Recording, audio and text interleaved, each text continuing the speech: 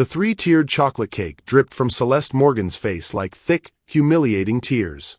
Vanilla frosting clung to her emerald silk dress while 200 of Atlanta's elite watched in stunned silence. Olivia Ashford's laugh cut through the ballroom like broken glass, her brothers flanking her with identical smirks of satisfaction. But as Celeste reached for her phone with steady fingers, something flickered in her dark eyes that made the room hold its breath. One call. $6 billion. And the Ashford dynasty was about to learn that some women don't just get mad, they get even. What they didn't know would destroy them all. Welcome back to Eva's Stories. I have missed you all so much. Thank you for sticking around with me. I truly appreciate your love and support. If you are enjoying this story, don't forget to hit that subscribe button, like the video and comment where you are watching from. Your support helps us bring more powerful stories. And trust me, you won't want to miss them. Now, let's continue. Celeste Morgan stood before the floor-length mirror in her hotel suite, adjusting the emerald silk dress that hugged her curves like liquid confidence. At 32, she commanded rooms with her presence alone. Her dark skin glowed under the warm lighting, and her natural hair was styled in an elegant updo that showcased diamond earrings, each stone representing a milestone in her meteoric rise from foster care to tech mogul. You sure about tonight? Preston Bailey's voice carried concern as he emerged from the bedroom, straightening his navy tie. His steel-gray eyes reflected the worry lines that had deepened over their 3-year partnership. As her CFO and closest confidant, Preston knew the weight Celeste carried into every room dominated by old money and older prejudices.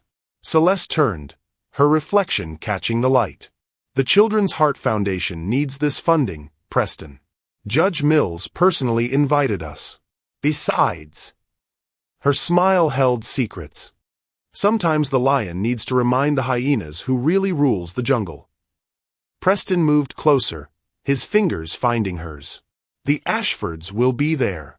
Harrison's been vocal about your expansion into their sectors. They see you as a threat. Celeste's laugh held no humor. Good. Let them underestimate what they're dealing with. The irony wasn't lost on her. 5 years ago, she'd been sleeping in her Honda Accord, coding on a laptop stolen from a college library. Tonight, she'd walk into Atlanta's most exclusive charity gala as the CEO of Quantum Dynamics, a company worth $800 million.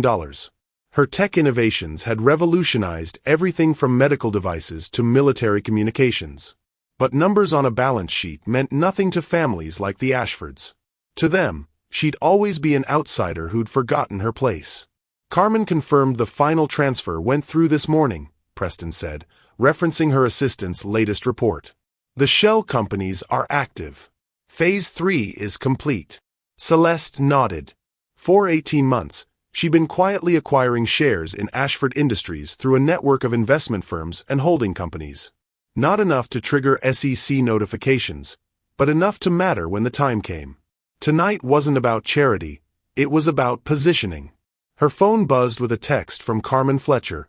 All pieces in place. Judge Mills expects you at 7:30.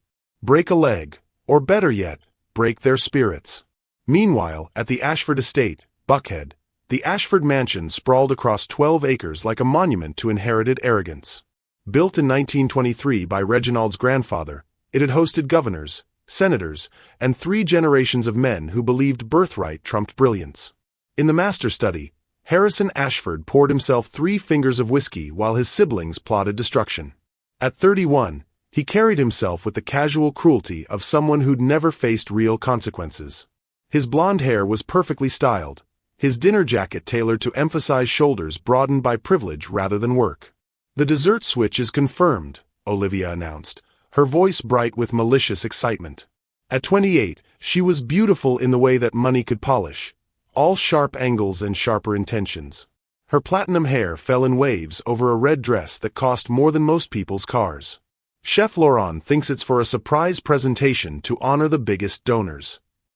Garrett, the youngest at 26, lounged in their father's leather chair with the confidence of someone who'd never earned his position. And the photographer? Diane Foster will be positioned perfectly, Harrison confirmed.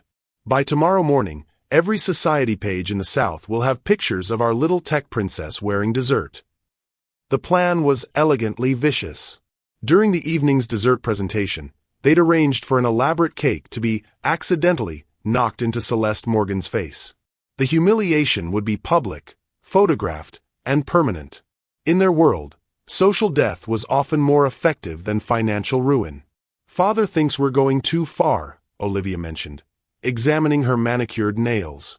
Harrison's expression hardened. "Father's gotten soft. He doesn't understand that people like her need reminders about their place in the natural order." What none of them understood was that Celeste Morgan had never forgotten her place. She'd simply redefined what was possible from it. Reginald Ashford entered the study, his presence immediately commanding attention. At 58, he still carried the bearing of old Atlanta aristocracy, but worry lines had deepened around his eyes. The family business was struggling more than his children knew. The government contract they were pursuing, a $6 billion defense communication system, was their lifeline.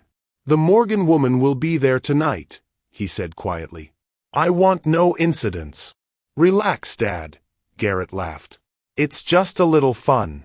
What's she going to do? Code us to death?" Reginald's jaw tightened. "Don't underestimate her. Self-made billionaires don't get there by accident." But his children had already stopped listening, too intoxicated by their own perceived superiority to hear wisdom. Back at the Four Seasons, Celeste made final adjustments to her appearance, each movement deliberate and controlled. Preston watched her transform from the woman who laughed at his jokes to the CEO who commanded boardrooms filled with men twice her age. "Remember what we discussed about the Holloway merger?" she asked, applying a final touch of lipstick. "All documents are ready for your signature Sunday." "But Celeste..."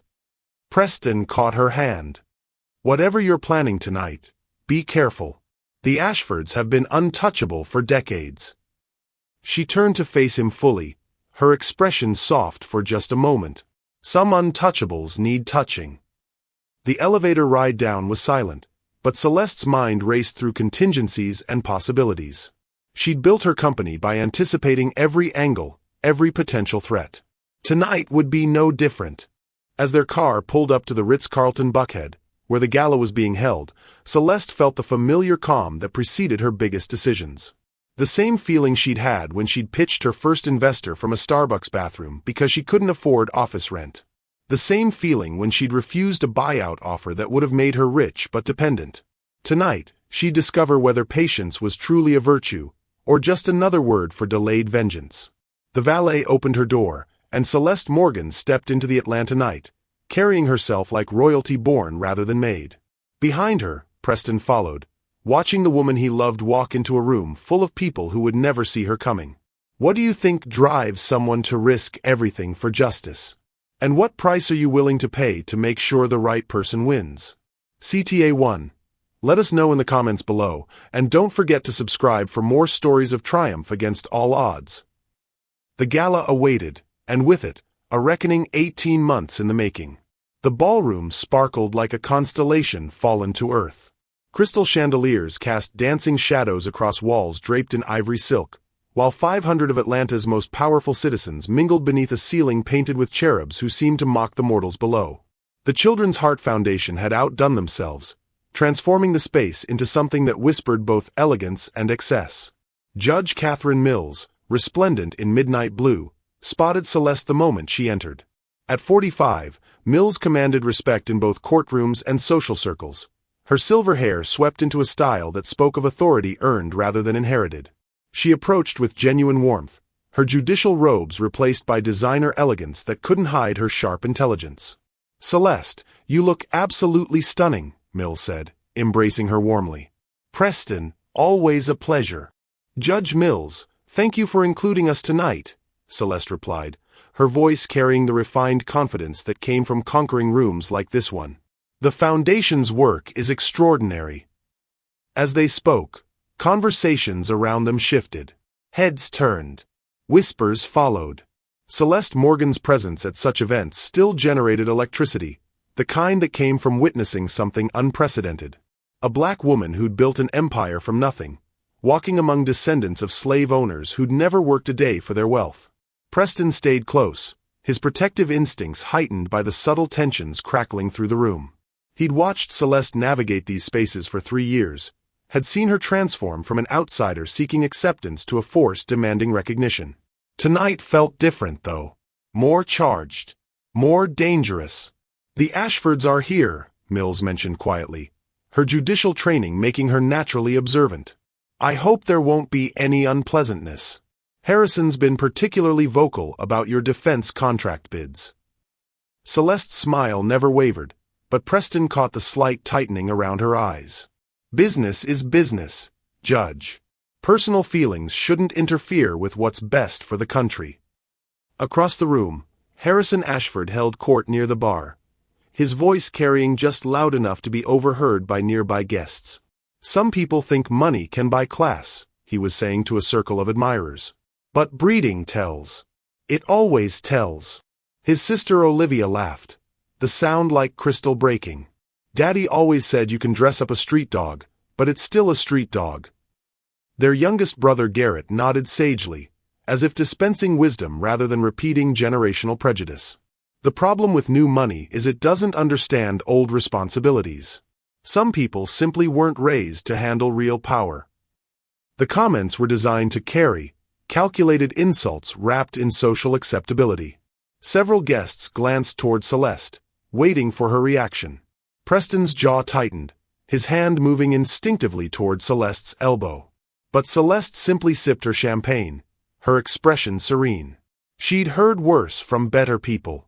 The Ashfords' need to diminish her only proved how threatened they felt. Good. Fear made people stupid, and stupidity made them predictable. "Ladies and gentlemen," Judge Mills' voice carried across the ballroom as she took the stage. "Thank you all for joining us tonight in support of the Children's Heart Foundation. Your generosity will provide life-saving surgeries for children who might otherwise never have a chance." Applause rippled through the room as Mills continued. "Tonight, we're honored to have some of our city's most innovative leaders with us. I'd like to recognize Celeste Morgan, CEO of Quantum Dynamics, whose recent innovations in cardiac monitoring technology have revolutionized pediatric care." The spotlight found Celeste, and she acknowledged the recognition with gracious dignity. More applause followed, though she noticed which sections of the room remained notably quiet. The old money crowd clapped politely, but their expressions ranged from grudging respect to barely concealed resentment. "Now," Mills continued, "we'll move to our dessert presentation, featuring a special creation by renowned pastry chef Laurent Dubois. The evening's highest contributors will be honored with the first taste of his masterpiece." This was the moment. Celeste felt it in the shift of energy around her, the way conversations quieted and eyes began tracking her movement. She'd survived corporate boardrooms, investor meetings, and Senate hearings, but something about tonight felt loaded with possibility. Or danger. Chef Laurent Dubois emerged from the kitchen, personally wheeling a cart bearing his creation. The cake was a work of art, for tiers of architectural perfection covered in white chocolate ganache and decorated with sugar flowers so delicate they seemed to breathe. It towered nearly 3 feet high, a monument to culinary excess that must have cost more than most people's monthly salary. "This evening's dessert," Laurent announced with French-accented pride, "represents the sweetness of generosity and the beauty of giving. I dedicate this creation to all the children whose hearts will beat stronger because of your kindness tonight." The crowd murmured appreciatively as Laurent began preparing individual plates for the evening's top donors. Celeste found herself positioned near the front, Preston beside her, both of them drawn into the ceremony despite the undercurrents of tension. That's when Olivia Ashford made her move. It happened with the choreographed precision of a ballet, except this dance was designed for destruction. Olivia approached the dessert table with the fluid grace of someone trained from birth in social manipulation. Her red dress swirled around her like liquid fire as she positioned herself directly beside the elaborate cake display. "Chef Laurent," she called out, her voice bright with false enthusiasm, "this is absolutely magnificent. Would it be possible to get a closer look at the sugarwork? It's simply breathtaking." The chef, flattered by her attention, gestured her forward. "But of course, mademoiselle. Please, come see the detail work on the flowers." Olivia stepped closer, her movements seemingly innocent. But Preston, watching from his position behind Celeste, noticed something that made his stomach drop. Garrett and Harrison had positioned themselves strategically, blocking potential exit routes while drawing attention away from their sister. "The craftsmanship is extraordinary," Olivia continued, leaning in as if to examine the delicate sugar roses more closely. "I've never seen anything quite like." Her hand moved with practiced clumsiness, bumping against the cart's edge just hard enough to set the magnificent creation wobbling. But this wasn't the accident it appeared to be. As the cake teetered dangerously, Olivia's other hand shot out, not to steady it, but to guide its fall directly toward Celeste. Time slowed to the viscous crawl of honey in winter. Preston lunged forward, but the distance was too great. Judge Mills gasped from the stage. Chef Laurent cried out in French horror. And Celeste Morgan, tech mogul and self-made billionaire, watched 4 tiers of white chocolate ganache and sugar flowers come crashing down on her like an avalanche of humiliation. The impact was devastating and complete.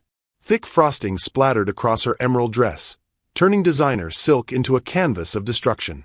Cake filled her carefully styled hair, chunks of sponge cake sliding down her face like sweet, sticky tears. White chocolate ganache dripped from her chin onto her diamond necklace, each drop carrying away another piece of her carefully maintained dignity. The ballroom fell into absolute silence. 500 of Atlanta's elite stood frozen, witnessing what would either be remembered as a tragic accident or a calculated assassination of reputation. Cell phones emerged from purses and jacket pockets as social media reflexes overtook shock. But it was the sound that broke the spell. Olivia Ashford's laughter, bright and musical and utterly without remorse, cut through the silence like a sword through silk.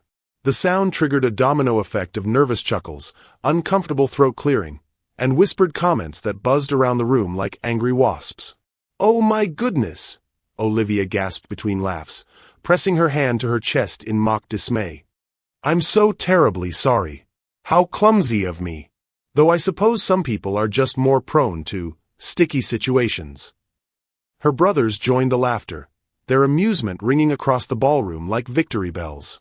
Harrison raised his champagne glass in a toast that wasn't quite a toast. To learning that not everything can be controlled with technology. Preston reached Celeste's side, his face flushed with fury. "You did this on purpose," he said to Olivia, his voice low and dangerous. "Did what?" Olivia's eyes were wide with innocent confusion. "I simply stumbled. Accidents happen, especially around people who don't quite fit." The word hung in the air like poison gas.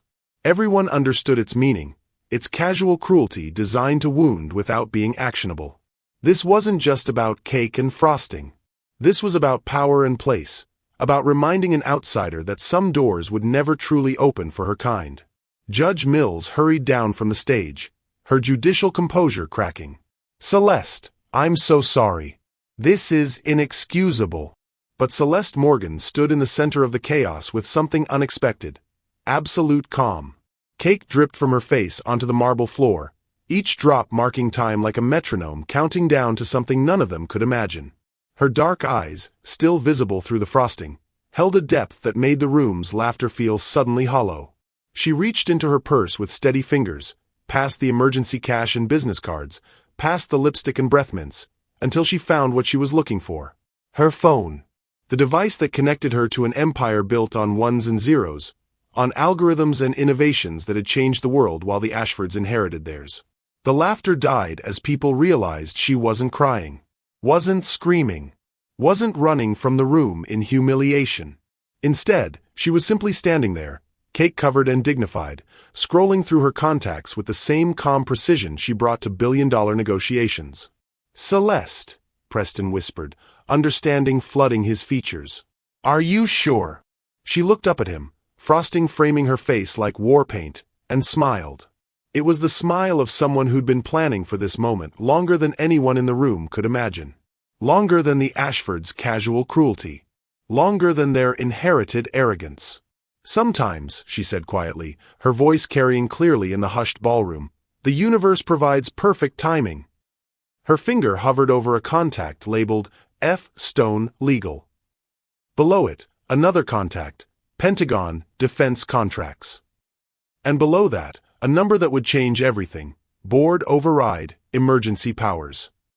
The room held its breath as Celeste Morgan, covered in cake and dignity, prepared to make a phone call that would redefine the meaning of power in Atlanta society forever. The silence stretched like a taut wire ready to snap. Celeste Morgan stood at the center of Atlanta's social universe, cake frosting transforming her from tech mogul to spectacle, while 500 pairs of eyes waited to see how power would respond to humiliation. Her phone felt warm in her palm, its weight carrying the gravity of decisions that would reshape lives. But instead of dialing, Celeste did something unexpected. She slipped the phone back into her purse. "You know what?" she said, her voice carrying clearly across the hushed ballroom. "This cake is absolutely delicious." With deliberate grace, she scooped a piece of white chocolate ganache from her cheek and tasted it, her expression thoughtful as if she were a food critic at a five-star restaurant. "Chef Laurent, your reputation is well-deserved. The balance of sweetness is extraordinary." The room erupted in confused murmurs. This wasn't how public humiliation was supposed to work. Victims were meant to flee in tears, not offer culinary reviews while wearing their shame like armor. Olivia Ashford's confident smile faltered. She'd orchestrated this moment for weeks, had dreamed of watching Celeste Morgan crumble under the weight of social destruction. Instead, the woman was acting like she'd been served dessert at a dinner party. "Perhaps," Celeste continued, dabbing frosting from her emerald dress with a napkin Judge Mills had quickly provided, "we could arrange for the Children's Hospital to receive Chef Laurent's services for their upcoming fundraiser. I'd be happy to sponsor that." The offer hung in the air like a chess move disguised as charity. Judge Mills, recognizing an attempt to redirect the evening's momentum, nodded gratefully. "That's incredibly generous, Celeste. The children would be thrilled." But Harrison Ashford wasn't about to let his sister's carefully planned humiliation be transformed into a charitable gesture. He stepped forward, his voice carrying the authority of generations who'd never been told no. "How noble," he said, his tone dripping with condescension. "Though I suppose when you're unaccustomed to formal events, accidents like this are bound to happen. Perhaps next time you'll be more careful around delicate situations." The insult was wrapped in silk, but everyone in the room understood its meaning. Harrison was claiming this was Celeste's fault, suggesting she didn't belong in spaces requiring grace and sophistication. It was masterfully cruel, shifting blame while reinforcing social hierarchies. Preston's hand moved to Celeste's elbow, but she remained perfectly still. "Accidents," she repeated thoughtfully, her dark eyes meeting Harrison's pale blue ones. "Yes, they certainly reveal character, don't they? Both in how they happen and how people respond to them." Garrett Ashford laughed from his position near the bar. "Character is exactly right. Some people rise above challenges, others wear them." More nervous laughter rippled through the crowd. The Ashford siblings were playing their parts perfectly, turning Celeste's dignity into a joke while maintaining plausible deniability about their own maliciousness. They'd done this before, Preston realized. This systematic destruction of outsiders who dared to challenge their social supremacy. Diane Foster, the society reporter, circulated through the crowd with predatory efficiency. Her camera captured every angle of Celeste's cake-covered condition, while her sharp ears recorded every whispered comment. By morning, the story would be everywhere. Tech CEO's sweet humiliation at charity gala. "Miss Morgan," Diane approached with false sympathy, "would you like to comment on tonight's unfortunate incident?" Celeste turned to face the reporter, frosting still clinging to her diamond earrings but her posture radiating unshakable confidence. Sometimes the most important lessons come from unexpected teachers. "Tonight has been quite educational." The answer was perfectly diplomatic, revealing nothing while suggesting everything. Diane pressed further, sensing a story beneath the polished response. "Educational how? Are you suggesting this wasn't an accident?" Before Celeste could respond, Reginald Ashford materialized beside his children like a storm cloud gathering. At 58, he carried himself with the bearing of someone who'd spent decades wielding power behind closed doors. His silver hair was perfectly styled, his dinner jacket immaculate, but worry lines creased his forehead as he assessed the situation. "Miss Morgan," he said formally, "please accept my sincere apologies for this unfortunate incident. My family would be honored to cover any cleaning expenses or replacement costs for your dress." The offer was generous and calculated, an attempt to contain the damage his children had caused. But it also confirmed what everyone suspected. This hadn't been a random accident. Fathers didn't apologize for coincidences. Olivia's face flushed red beneath her perfect makeup. "Father, you're making it sound like we did something wrong. It was clearly an accident." "Of course it was," Celeste agreed smoothly, her tone making the words sound like accusations. "Just like it was an accident that your hand guided the cake's trajectory. Just like it was an accident that your brothers positioned themselves to block any escape routes. Just like it was an accident that Ms. Foster happened to be perfectly positioned to photograph the entire incident." The ballroom fell deadly quiet. Celeste had just accused the Ashford family of orchestrated humiliation in front of Atlanta's most influential citizens. It was a nuclear option that could either restore her dignity or destroy her social standing forever. Harrison's face darkened with genuine anger. "Are you suggesting my family would stoop to such childish behavior? That's a serious accusation to make without proof." "I'm not suggesting anything," Celeste replied calmly. "I'm simply observing that coincidences have a way of revealing patterns. And patterns reveal intentions." Preston watched the exchange with growing admiration and terror. Celeste was walking a tightrope between dignity and destruction, using the Ashfords' own cruelty against them. But she was also escalating a conflict with one of the South's most powerful families. Judge Mills attempted to defuse the situation. "Perhaps we should all take a step back. This has been an unfortunate evening, but there's no need for accusations or hard feelings." But Olivia Ashford was beyond rational intervention. Her carefully planned humiliation had backfired spectacularly, transforming her victim into a dignified accuser while casting her family as petty bullies. The injustice of it made her voice sharp with frustration. "You can't just waltz into our world and expect to be treated like you belong," she snapped, her careful social mask finally slipping. "Some people need to learn their place." The words exploded across the ballroom like a bomb detonating. There it was, the ugly truth beneath the silk gowns and charity pretenses. This wasn't about accidents or coincidences. This was about race, class, and the desperate need of inherited privilege to maintain artificial hierarchies. Gasps echoed from multiple directions. Judge Mills looked horrified. Even some of the old money crowd shifted uncomfortably, recognizing that Olivia had crossed lines that couldn't be uncrossed. Preston stepped closer to Celeste, his protective instincts flaring. But Celeste remained motionless, her expression unreadable as she processed what had just been revealed in front of hundreds of witnesses. "My place," she repeated quietly, her voice carrying a weight that made the chandelier crystals seem to tremble. "Yes, I suppose it's time everyone understood exactly where that is." She reached into her purse again, her movements deliberate and unhurried. This time, when her fingers found her phone, she didn't hesitate. The screen illuminated her face as she scrolled to a contact labeled Emergency Protocol. "Celeste," Preston whispered urgently, "are you absolutely certain about this?" She looked up at him, cake frosting framing features that had transformed from victim to victor in the space of a heartbeat. "Preston, do you remember what I told you about patience being a virtue?" "That it's only virtuous if it leads to justice," he replied, understanding flooding his features. "Exactly." She pressed the call button. "And justice has been 18 months in the making." The phone rang once. Twice. On the third ring, a voice answered that would change everything.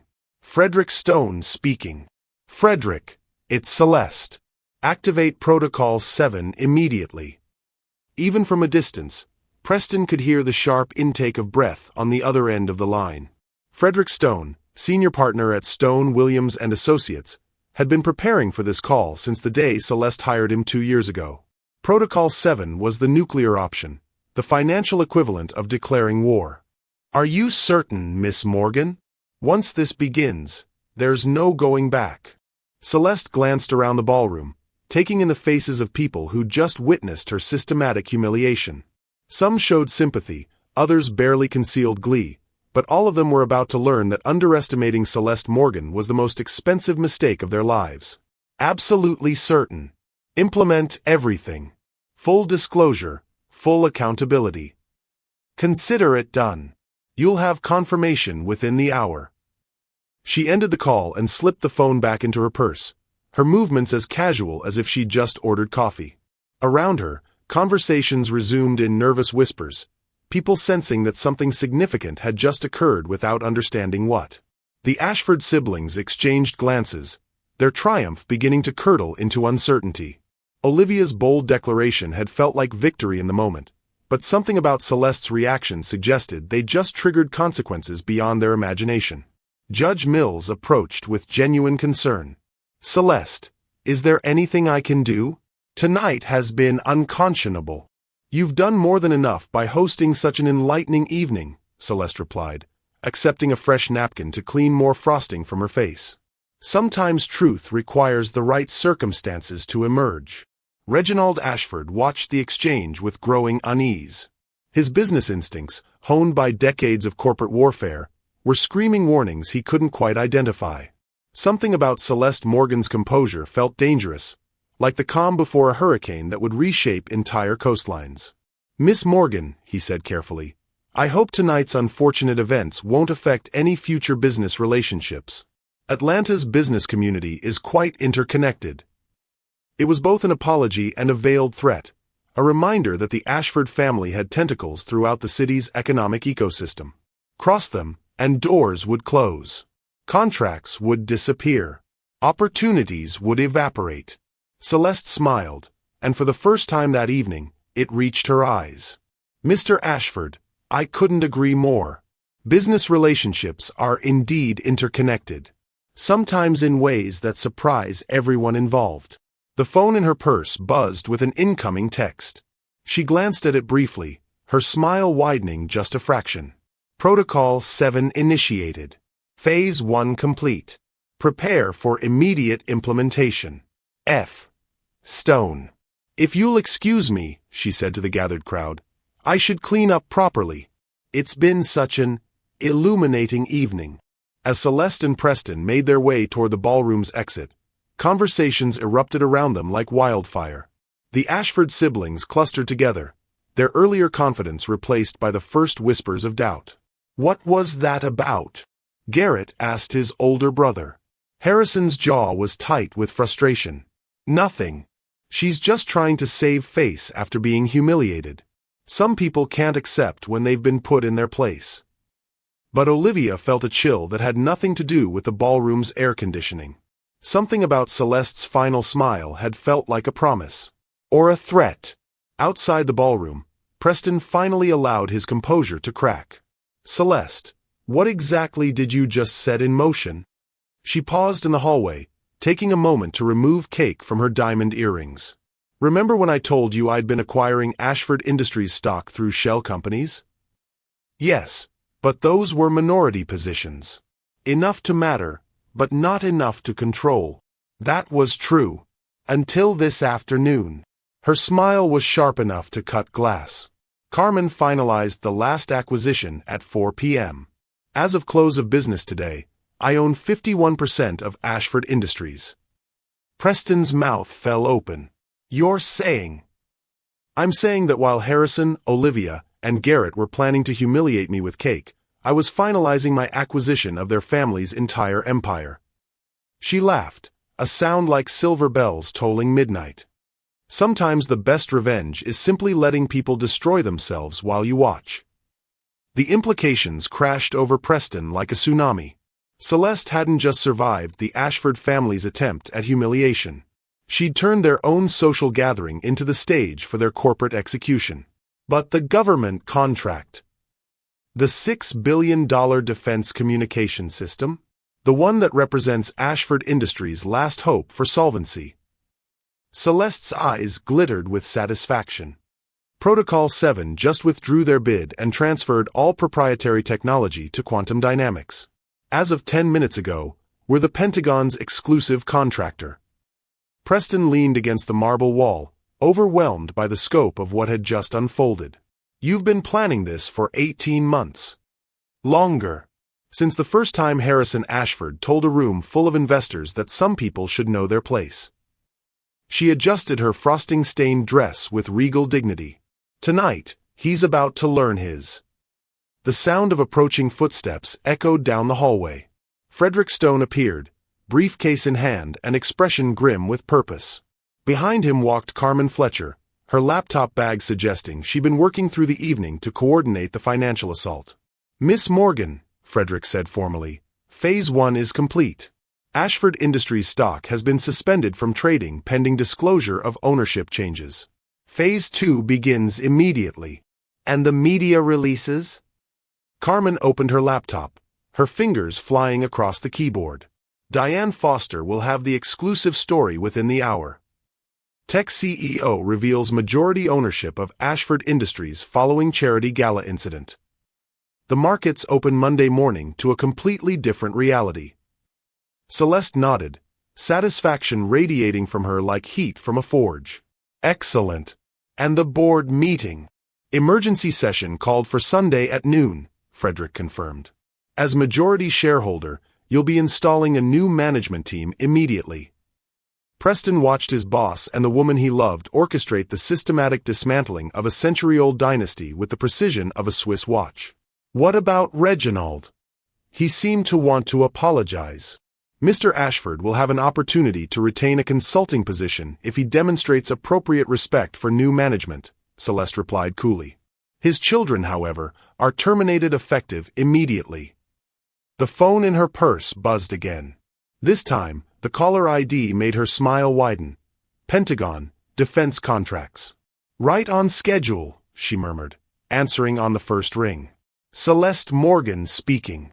"Miss Morgan, this is General Patricia Hayes from Defense Acquisition. We've received notification of ownership changes regarding the Ashford Industries contract bid. Can you confirm the new arrangements?" "Absolutely, General. Quantum Dynamics has assumed all intellectual property and contractual obligations previously held by Ashford Industries. We're prepared to exceed all timeline and specification requirements." "Excellent. We'll need to schedule a transition meeting for Monday morning." "Of course. My team will be ready." She ended the call and looked at Preston with triumph blazing in her dark eyes. "And that's how you teach people about their place in the natural order." Down the hallway, the ballroom doors opened and the Ashford family emerged, their faces flushed with the satisfaction of a plan well executed. They'd humiliated the outsider, reminded her of her place, and reinforced the social hierarchies that kept their world spinning smoothly. They had no idea that their world had already stopped spinning forever. The emergency notification arrived simultaneously on every phone in the ballroom. A sharp electronic chime echoed across the space as 500 devices delivered the same catastrophic news. "Breaking. Ashford Industries trading suspended pending ownership disclosure." Harrison Ashford felt his blood turn to ice as he read the alert on his phone screen. Around him, the gentle murmur of charity gala conversation transformed into urgent whispers as Atlanta's business elite absorbed the implications. Ashford Industries hadn't just been a family company for over a century. It was woven into the fabric of the city's economic ecosystem. "This has to be a mistake," Garrett said, his voice cracking with the first hint of panic. "Trading suspensions don't happen at charity galas." But Olivia was already scrolling through news feeds, her face growing paler with each headline. Bloomberg, Wall Street Journal, Forbes. They're all running the same story. Her voice dropped to a whisper. "Someone acquired majority control of our company." The words hit Reginald Ashford like physical blows. 50 years of careful stewardship, generations of family legacy, and it could all disappear with a single stock transaction. His mind raced through possibilities, trying to understand how such a massive acquisition could have happened without triggering the early warning systems his legal team had implemented. "Father!" Harrison's voice carried desperate hope that his parent would have answers, solutions, the kind of magical problem-solving that had defined their privileged existence. But Reginald's hands shook as he dialed his personal attorney, his corporate confidence cracking like ice under pressure. The call went straight to voicemail. His second call, to the family's investment banker, produced the same result. By the third unanswered call, the terrible truth was becoming clear. Everyone who might have warned them was either unreachable or had been deliberately excluded from whatever financial assault was unfolding. Across the ballroom, Celeste Morgan had returned from her cleanup looking remarkably composed for someone who'd recently worn a wedding cake. Her emerald dress bore faint stains that spoke of the evening's earlier humiliation, but her posture radiated the quiet confidence of someone who held all the cards in a game others didn't even know they were playing. Judge Mills approached the Ashford family with genuine concern etched across her judicial features. "Reginald, I'm seeing some troubling news alerts. Is everything all right with the company?" The question hung in the air like smoke from a burning building. Around them, conversations had shifted from charity fundraising to urgent business speculation. Atlanta's interconnected business community could smell corporate blood in the water, and the feeding frenzy was beginning. "I'm sure it's just a paperwork issue," Harrison said loudly, his voice carrying the forced confidence of someone trying to convince himself as much as others. "Some bureaucratic mix-up that will be resolved Monday morning." But even as he spoke, phones continued buzzing with updates. The financial press was relentless, each new alert adding another layer to the developing story. Quantum Dynamics CEO linked to Ashford Industries acquisition. Defense contract implications of Ashford ownership change. Mystery shell company network finally revealed. Preston Bailey watched the Ashford family's growing panic with a mixture of professional admiration and personal satisfaction. Celeste had orchestrated this revelation with the precision of a master chess player, ensuring that the family would learn of their corporate destruction in the most public, humiliating way possible. The same ballroom where they'd attempted to destroy her dignity had become the stage for their financial execution. "Ladies and gentlemen," Judge Mills called for attention, her judicial training helping her maintain order despite the chaos erupting around her. "I understand there are some concerning business developments tonight, but we're here to support the Children's Heart Foundation. Perhaps we could table business discussions until after the evening concludes." It was a valiant attempt to restore the event's charitable focus, but the financial earthquake shaking the room was too powerful to ignore. Diane Foster circulated through the crowd with predatory efficiency, her recorder capturing every whispered comment and worried conversation. This story was growing beyond simple society gossip into a major financial scandal. Carmen Fletcher appeared at Celeste's side, her laptop open and financial data streaming across the screen in real time. "The market reaction is exactly as projected," she reported quietly. "Ashford Industries subsidiaries are experiencing massive after-hours selling pressure. Their credit lines are being called in for review, and the Pentagon has officially confirmed the contract transfer." Celeste nodded, her expression remaining carefully neutral despite the satisfaction coursing through her veins. "And the board notifications?" "Sent 20 minutes ago. Emergency shareholder meeting scheduled for Sunday noon. The old board is officially dissolved pending restructuring." The conversation was conducted in hushed tones, but in the ballroom's charged atmosphere, even whispers carried weight. People were beginning to connect dots, recognizing that Celeste Morgan's presence at tonight's gala hadn't been coincidental. She hadn't come as a victim waiting to be humiliated. She'd come as an executioner ready to deliver justice. Reginald Ashford finally succeeded in reaching someone from his legal team, but the conversation lasted less than 30 seconds before his face went completely white. He ended the call with shaking fingers and turned to his children with the expression of a man watching his world collapse in real time. "We need to leave. Now," he said quietly. "What do you mean leave?" Olivia demanded, her voice shrill with growing hysteria. "We can't just run away from our own charity gala. People will think something's actually wrong." "Something is wrong," Reginald replied, his voice hollow with defeat. "Someone has been systematically acquiring our company for months. Our lawyer confirms it. 51% controlling interest, all purchased through a network of shell companies that only revealed their true ownership 30 minutes ago." The words hit his children like individual bullets, each fact adding to their mounting horror. Harrison's face cycled through disbelief, anger, and the first traces of genuine fear. Who could possibly have that kind of capital? That kind of coordination? But even as he asked the question, his eyes were drawn across the ballroom to where Celeste Morgan stood in quiet conversation with her team. The same woman they'd covered in Cake 45 minutes ago. The same woman Olivia had told to learn her place in front of 500 witnesses. "It's her," Olivia whispered, the words barely audible. "The cake, the humiliation, she planned all of this." "Don't be ridiculous," Garrett protested, but his voice lacked conviction. "She's just some tech entrepreneur. She doesn't have the resources to acquire a company like ours.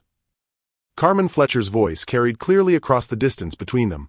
Quantum Dynamics stock closed up 18% in after-hours trading. The market is responding very positively to the Ashford Industries acquisition and the Pentagon contract consolidation. The words were like bullets finding their targets. Every member of the Ashford family felt the impact of hearing their family legacy described as an acquisition by a woman they'd attempted to destroy through social humiliation. Frederick Stone approached the Ashford Group with a measured pace of someone delivering a death sentence. As senior partner at one of Atlanta's most prestigious law firms, his presence at any social gathering carried weight. His appearance at the family's side during a corporate crisis carried implications that made several nearby conversations stop entirely. "Mr. Ashford," Frederick said formally, "I believe we need to speak privately about some urgent legal matters." "Here." Reginald's voice cracked slightly. "Can't this wait until Monday?" "I'm afraid the timeline for certain decisions has been accelerated," Frederick replied, his tone professionally neutral but carrying unmistakable urgency. "The new majority shareholder has requested immediate transition planning. There are documents that require your signature tonight." The word "tonight" hit the family like a physical blow. Corporate takeovers typically unfolded over weeks or months, with negotiations, due diligence periods, and careful transition planning. The idea that their century-old family empire could be dismantled in a single evening seemed impossible. Transition planning? Harrison stepped forward, his earlier arrogance replaced by desperate defiance. "We're not transitioning anything. This is our company, our family's legacy." Frederick's expression remained professionally neutral, but his next words carried the weight of legal inevitability. "With respect, Mr. Ashford, as of 4 p.m. this afternoon, it became Miss Morgan's company. The shell company network has been dissolved, revealing Quantum Dynamics as the majority shareholder. All transactions were conducted through legitimate market channels with proper SEC notifications filed at the appropriate times." The legal precision of the assault was breathtaking. Celeste had used the system's own rules to systematically dismantle their empire while maintaining perfect legal compliance. Every acquisition, every shell company, every strategic stock purchase had been conducted with the kind of meticulous planning that made challenges impossible. Olivia's composure finally shattered completely. "This is insane. You can't just steal someone's company because they accidentally bumped into you at a charity gala."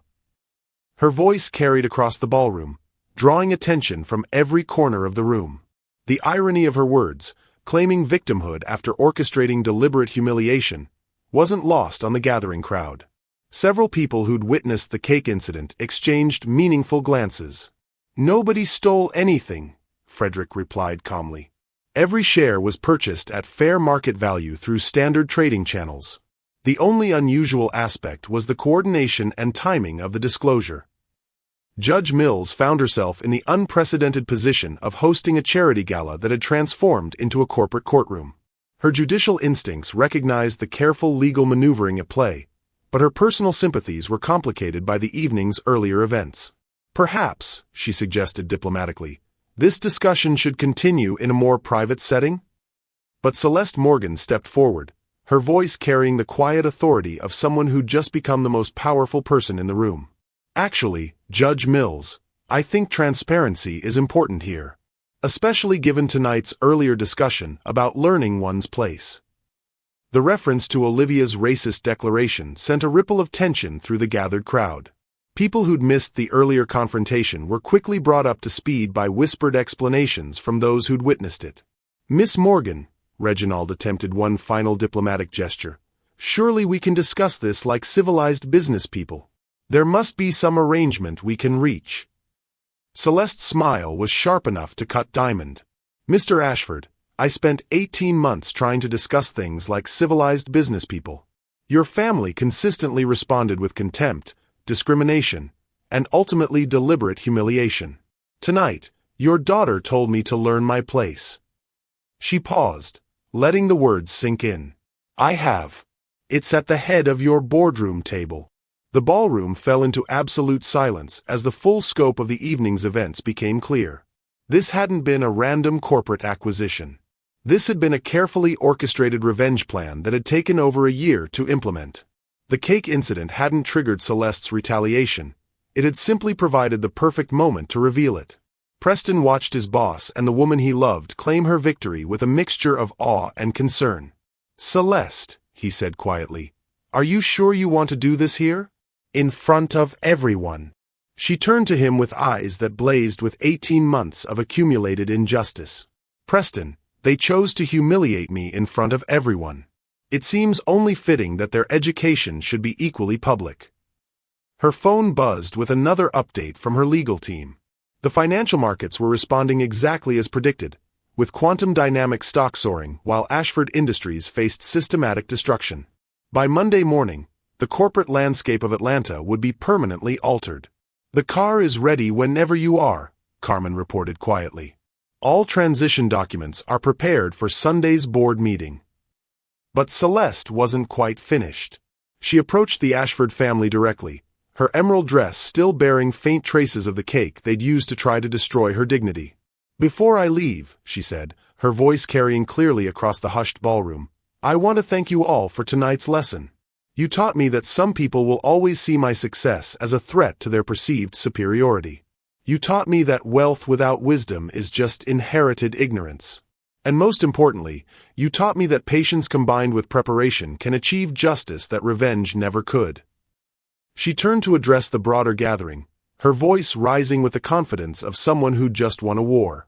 "Ladies and gentlemen, I hope tonight's events serve as a reminder that in America, talent and determination will always defeat entitlement and prejudice.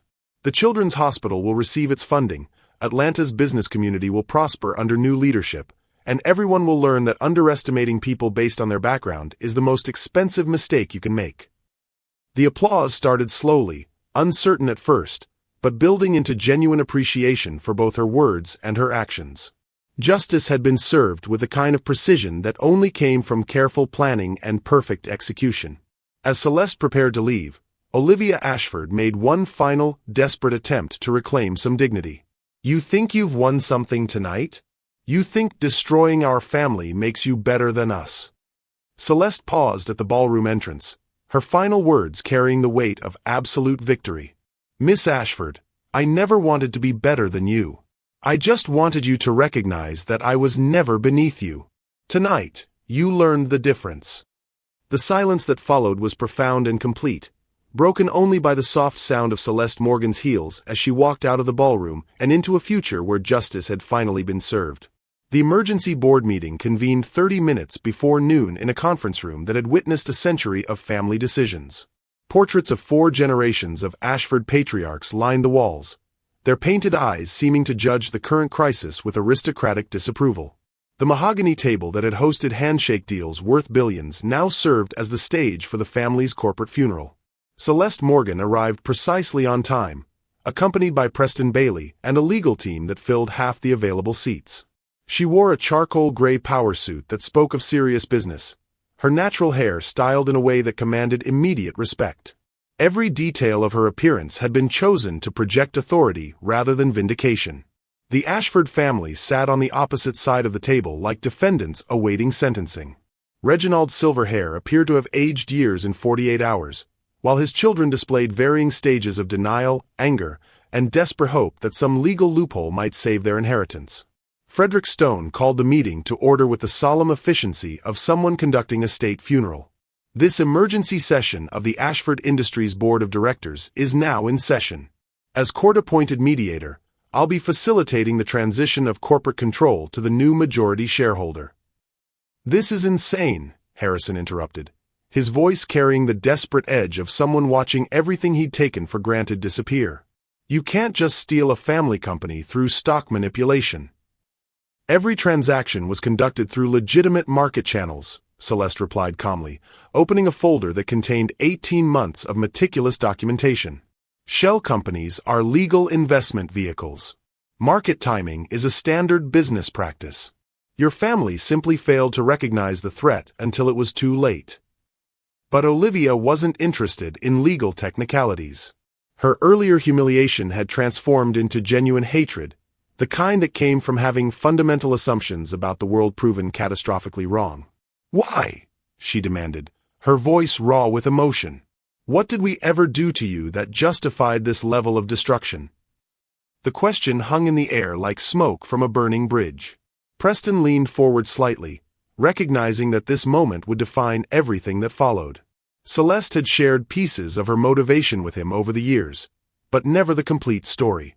Never the full truth about why the Ashford family had become her target. Celeste was quiet for a long moment, her dark eyes studying the family portraits on the walls. When she finally spoke, her voice carried the weight of memories that had shaped every decision of the past 2 years. 3 years ago, I was invited to present at the Southern Business Leaders Conference. My company had just developed breakthrough cardiac monitoring technology that was saving children's lives across the country. I was 29 years old, the only black woman speaking at the event, and I thought I was finally being recognized for my innovations. She paused, allowing the memory to settle in the room like dust from collapsed buildings. Your son Harrison was the keynote speaker that day. After my presentation, I approached him at the networking reception to discuss potential partnerships.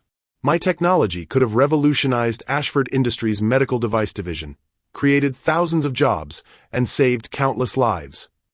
Preston watched Harrison's face carefully, seeing the first flickers of recognition in his pale eyes. The businessman was beginning to remember an encounter he'd dismissed as unimportant 3 years ago. I'll never forget his exact words, Celeste continued, her voice steady but carrying undertones of pain that time hadn't healed. He looked at me like I was something unpleasant he'd found on his shoe and said, "Little girl, some people are born to lead industries, others are born to serve them. Maybe you should focus on what you're naturally suited for." The words hit the room like physical blows. Even Reginald winced at his son's casual cruelty, recognizing the kind of institutional racism that had infected their family for generations. But that wasn't the worst part, Celeste continued, her composure never wavering despite the emotional weight of the revelation. When I persisted, explaining the potential benefits of partnership, he actually laughed. Then he called security and had me escorted from the building, in front of 200 of the South's most influential business leaders. Garrett shifted uncomfortably in his chair, beginning to understand that their family's destruction hadn't been random corporate warfare. This had been personal justice years in the making. The next day, Celeste said, opening another folder filled with newspaper clippings and business articles, your family used their media connections to ensure that story was buried, but they made sure the business community knew that Celeste Morgan was difficult to work with and unrealistic about her place in established industries. She spread the documents across the mahogany table like evidence in a murder trial. Headlines that suggested she was overly aggressive, sources questioning her technical credentials, and editorials wondering whether young entrepreneurs understood the complexities of established business relationships. Within 6 months, 3 major partnerships fell through. Investors who had committed funding suddenly found reasons to withdraw. Government contracts that seemed certain were awarded to companies with inferior technology but better social connections. Preston felt his chest tighten with anger as the full scope of the Ashford family's systematic campaign became clear. They hadn't just rejected Celeste's partnership proposal. They'd actively worked to destroy her company's reputation and prospects. "So you decided to destroy us in return?" Olivia asked, her voice carrying a mixture of defiance and dawning comprehension. "No," Celeste replied firmly. "I decided to succeed despite you. Everything I've accomplished over the past 3 years was driven by the determination to prove that talent and innovation would ultimately triumph over inherited privilege and institutional racism." She pulled out another set of documents, these bearing the official seals of multiple government agencies and international corporations. "While your family was trying to limit my opportunities, I was building relationships with companies that valued results over social connections. The Pentagon contract you so desperately need? I've been the preferred vendor for their advanced communication systems for 18 months. The medical device patents you thought would sustain your company? My innovations made yours obsolete 2 years ago." The revelation landed like a series of controlled explosions, each fact destroying another pillar of the Ashford family's assumed security. Their downfall hadn't been sudden. It had been inevitable from the moment they'd chosen prejudice over progress. Reginald Ashford, who had remained silent through his family's humiliation, finally spoke with the weariness of someone confronting the consequences of generations of arrogance. Miss Morgan, I want you to understand that I genuinely regret my son's behavior 3 years ago. Harrison's words and actions don't represent the values I tried to instill in my children. With respect, Mr. Ashford, Celeste replied, her tone respectful but unflinching. Your son's behavior was shaped by a century of family culture that saw people like me as inherently inferior. This wasn't a momentary lapse in judgment. This was institutional racism expressing itself through individual cruelty. Harrison's face flushed red with anger and embarrassment. You're talking about something that happened 3 years ago. You've destroyed our entire family over a single conversation. A single conversation? Celeste's voice rose slightly for the first time, revealing the depth of pain that her professional composure usually concealed. Your rejection wasn't just personal, Harrison. It was systematic. You used your family's influence to ensure that other companies would question my credibility, that investors would doubt my potential, that an entire industry would see me as someone who didn't understand her place. She stood and walked to the window overlooking Atlanta's skyline, her reflection ghost-like against the glass as she continued speaking. Do you have any idea what it's like to have your life's work dismissed not because of its quality, but because of your skin color? To watch inferior technology succeed because the people behind it looked like you and had the right family connections. Preston felt his heart breaking as he watched the woman he loved expose wounds that she'd carried in silence for years.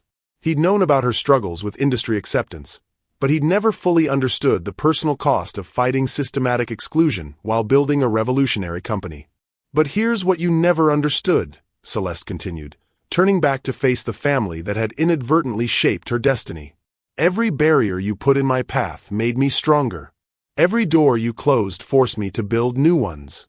Every partnership you sabotaged taught me to create better alternatives. She returned to her seat, pulling out a final folder that contained documents bearing corporate logos from across the globe. While you were trying to limit my opportunities in Atlanta, I was building relationships in Silicon Valley, London, Tokyo, and Tel Aviv. The technology sector doesn't care about your family's social connections when superior innovations are available. Carmen Fletcher, who had been quietly managing communications throughout the meeting, handed Celeste a tablet displaying real-time financial data. As of this morning, Celeste announced, Quantum Dynamics has secured partnerships with 17 Fortune 500 companies, 6 international governments, and 3 space agencies. Your family's attempt to limit my local influence accidentally forced me to build a global empire. The numbers on the screen were staggering. Revenue projections that dwarfed Ashford Industries' best years, international contracts that would sustain growth for decades, and technological innovations that would reshape entire industries. This was never about revenge, Celeste said, her voice softening slightly as she looked at the family who had unknowingly created their own destruction. This was about proving that America's promise of opportunity based on merit rather than birthright is still possible, even when the system tries to enforce old hierarchies. Olivia, who had remained quiet through the revelations, finally spoke with something approaching humility. So when I told you to learn your place Friday night, you reminded me that some people will always see my success as a threat to their assumed superiority, Celeste finished. But you also gave me the perfect moment to demonstrate what my place actually is. Frederick Stone consulted his legal documents, recognizing that the emotional reckoning was complete and business decisions needed to be made. Miss Morgan, as majority shareholder, you have several options regarding current management and company direction. The board requires your direction on immediate operational changes. Celeste looked around the room that had once represented everything she couldn't access, now transformed into the headquarters of her expanding empire. The irony wasn't lost on her that the family who'd tried to exclude her had handed her the keys to their kingdom through their own cruel arrogance. Effective immediately, I'm dissolving the current board and installing new leadership focused on innovation rather than tradition.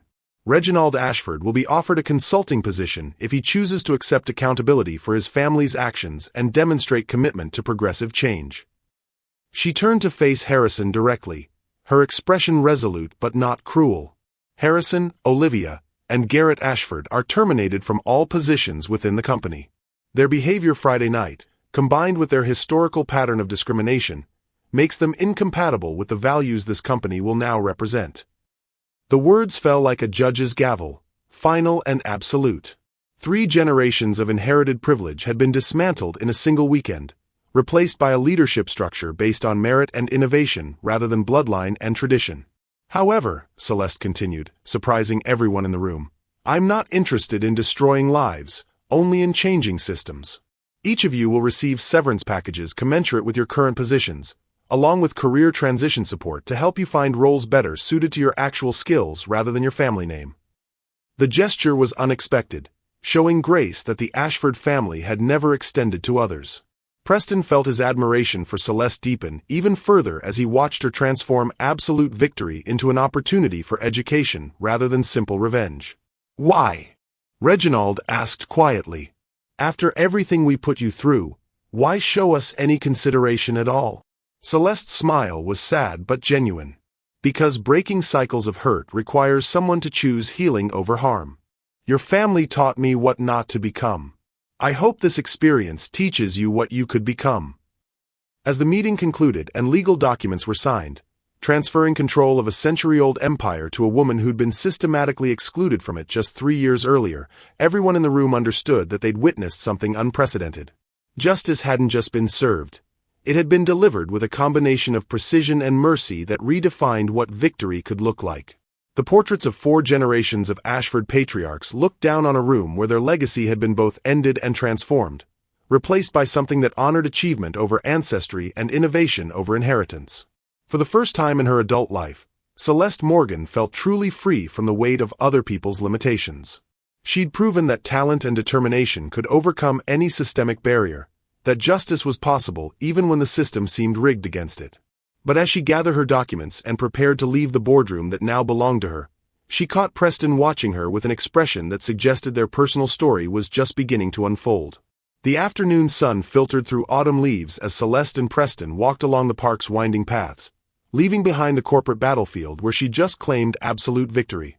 For the first time in months, her phone remained silent in her purse, all immediate crises resolved and all enemies vanquished. The weight of 18 months of careful planning had finally lifted from her shoulders. You know, Preston said, breaking the comfortable silence that had stretched between them since leaving Ashford Industries headquarters, I've been your CFO for 3 years, and I thought I knew everything about your business strategy. I was wrong. Celeste paused beside the park's lake, watching families enjoy their Sunday afternoon with a kind of peaceful normalcy that had been absent from her life since she'd begun planning the Ashford takedown. Children laughed on playground equipment while their parents shared picnic blankets and casual conversations about everyday concerns that had nothing to do with corporate warfare or systematic justice. I never told you the complete truth about why I was so focused on acquiring their company, she admitted, her voice softer than it had been in the boardroom. I couldn't risk anyone knowing the full scope of what I was planning, even you. Preston studied her profile, recognizing the vulnerability that she rarely allowed herself to show. 3 years of working together had taught him to read the subtle signs of her emotional state, the tiny cracks in her professional armor that revealed the woman beneath the CEO. But why me? Why bring me into this at all if you didn't trust me with the whole truth? The question carried more weight than simple professional curiosity. Preston had invested his career in Celeste's vision, had followed her from a struggling startup to a tech empire worth hundreds of millions. His loyalty had never been just about business. It had been about believing in her when the rest of the world had dismissed her potential. Celeste turned to face him fully, her dark eyes reflecting the afternoon light in ways that made his breath catch. Because I needed someone who believed in me without needing to understand every detail of my plan.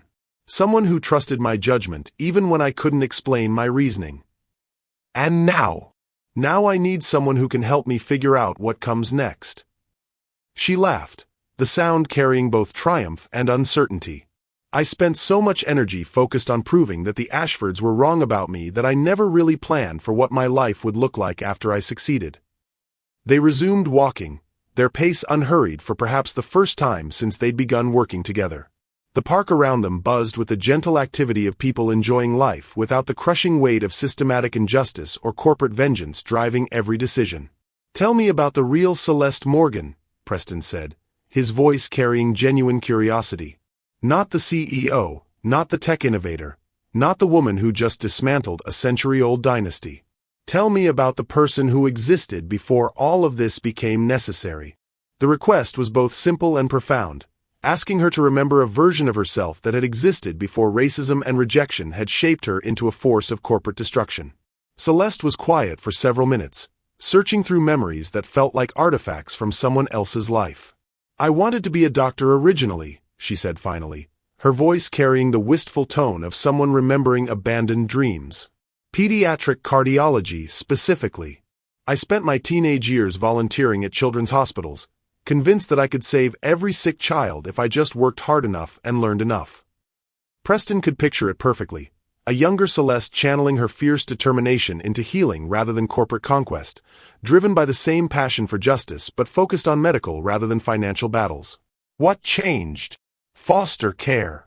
The words carried decades of pain distilled into 2 syllables. "I aged out of the system at 18 with no family connections, no college fund, and no safety net. Medical school requires resources I simply didn't have." She paused beside a bench overlooking the lake, where an elderly couple sat feeding ducks while sharing quiet conversation that spoke of decades of partnership.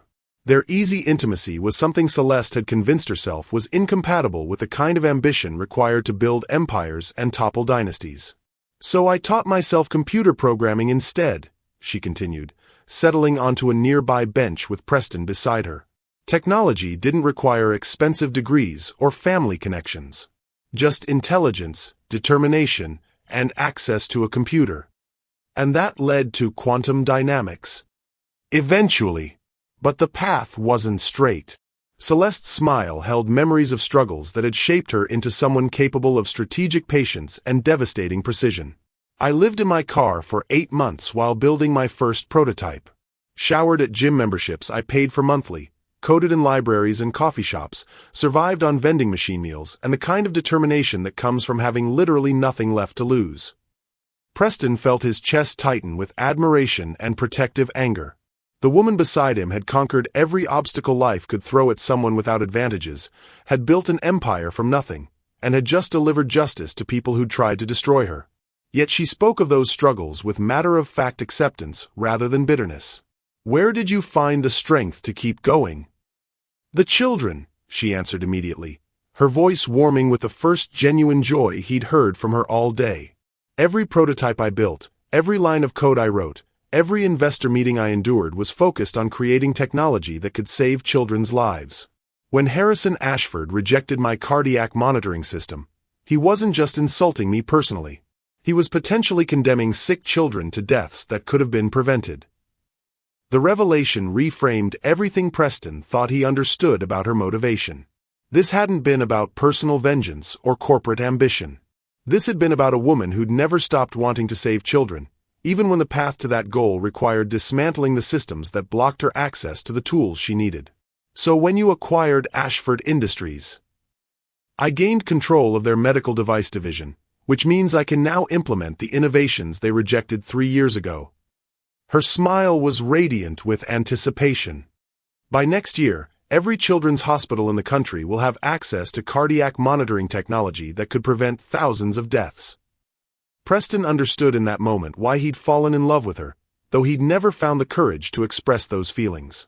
Celeste Morgan wasn't just brilliant or successful or devastatingly beautiful.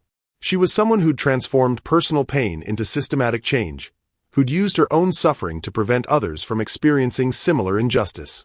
"Celeste," he said quietly, his voice carrying emotional weight that made her look at him with sudden attention. "Can I ask you something personal? After everything we've been through together, I think you've earned the right to ask me anything. Do you ever allow yourself to want things that aren't connected to proving people wrong or saving the world?" The question hung between them like a bridge waiting to be crossed. Celeste studied his face, recognizing the deeper meaning behind his words and feeling her carefully maintained emotional barriers beginning to crack. "Like what?" "Like happiness that isn't earned through struggle. Like relationships that exist for their own sake rather than as strategic partnerships. Like love that doesn't require you to be perfect or invincible or always fighting someone else's battles." Her breath caught as she realized he wasn't just asking about her general capacity for personal happiness. He was asking whether she might want those things with him specifically, whether the partnership they'd built professionally could evolve into something deeper and more personal. "Preston," she began, but found herself unable to finish the sentence. 3 years of working together had created an intimacy that transcended their business relationship, but she'd never allowed herself to examine what that might mean for their personal connection. "I'm not asking for an answer today," he said gently, recognizing her struggle with vulnerability that had nothing to do with corporate strategy or systematic justice. "I'm just asking you to consider the possibility that you deserve happiness that isn't contingent on defeating enemies or proving points." They sat in comfortable silence, watching the lake reflect afternoon sunlight while families around them enjoyed the kind of ordinary contentment that Celeste had convinced herself was incompatible with the life she'd chosen. "I don't know how to be happy without having something to fight against," she admitted finally. "My entire adult life has been defined by overcoming obstacles and proving that people's assumptions about my limitations were wrong." "Maybe," Preston suggested, his voice warm with affection and understanding, "you could try fighting for something instead of against it. Fighting for the relationship you want, the life you deserve, the happiness that doesn't require you to be anyone other than exactly who you are." The suggestion was revolutionary for someone who'd spent years channeling pain into purpose, transforming rejection into rocket fuel for unprecedented success. The idea that she might pursue something simply because it brought her joy rather than because it proved a point was both terrifying and exhilarating. "What would that look like?" she asked, her voice barely above a whisper. "It would look like Sunday afternoons in the park when you're not planning anyone's corporate destruction," Preston replied, his smile gentle but carrying undercurrents of deeper emotion. "It would look like conversations where you don't have to be the smartest person in the room or the most strategic thinker or the woman who has all the answers." "And what would it look like with you?" The question escaped before she could stop it, revealing the depth of her curiosity about possibilities she'd never allowed herself to explore. Preston's expression softened with something that transcended professional admiration or personal attraction, moving into territory that felt like coming home after years of wandering. "It would look like this," he said simply, reaching for her hand with a kind of gentle certainty that suggested he'd been thinking about this moment for months.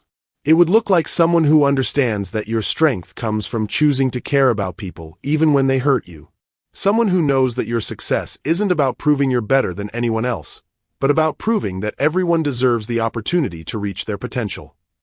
His fingers interlaced with hers, and Celeste felt something she hadn't experienced since childhood. The simple pleasure of human connection that wasn't strategic or purposeful or designed to achieve anything beyond the joy of the moment itself.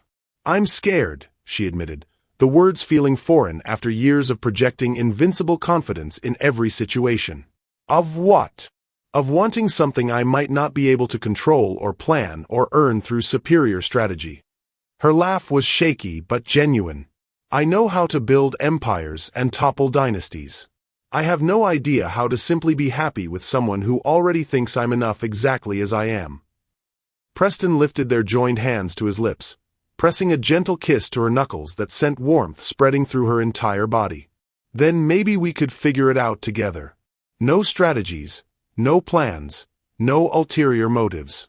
Just two people who care about each other learning what happiness looks like when nobody's keeping score." The afternoon sun painted everything in shades of gold and possibility as Celeste allowed herself to imagine a future that wasn't defined by corporate warfare or systematic justice. For the first time in years, she considered the possibility that her greatest achievement might not be professional at all. "Preston." "Yes. I think I'd like to try fighting for something instead of against it."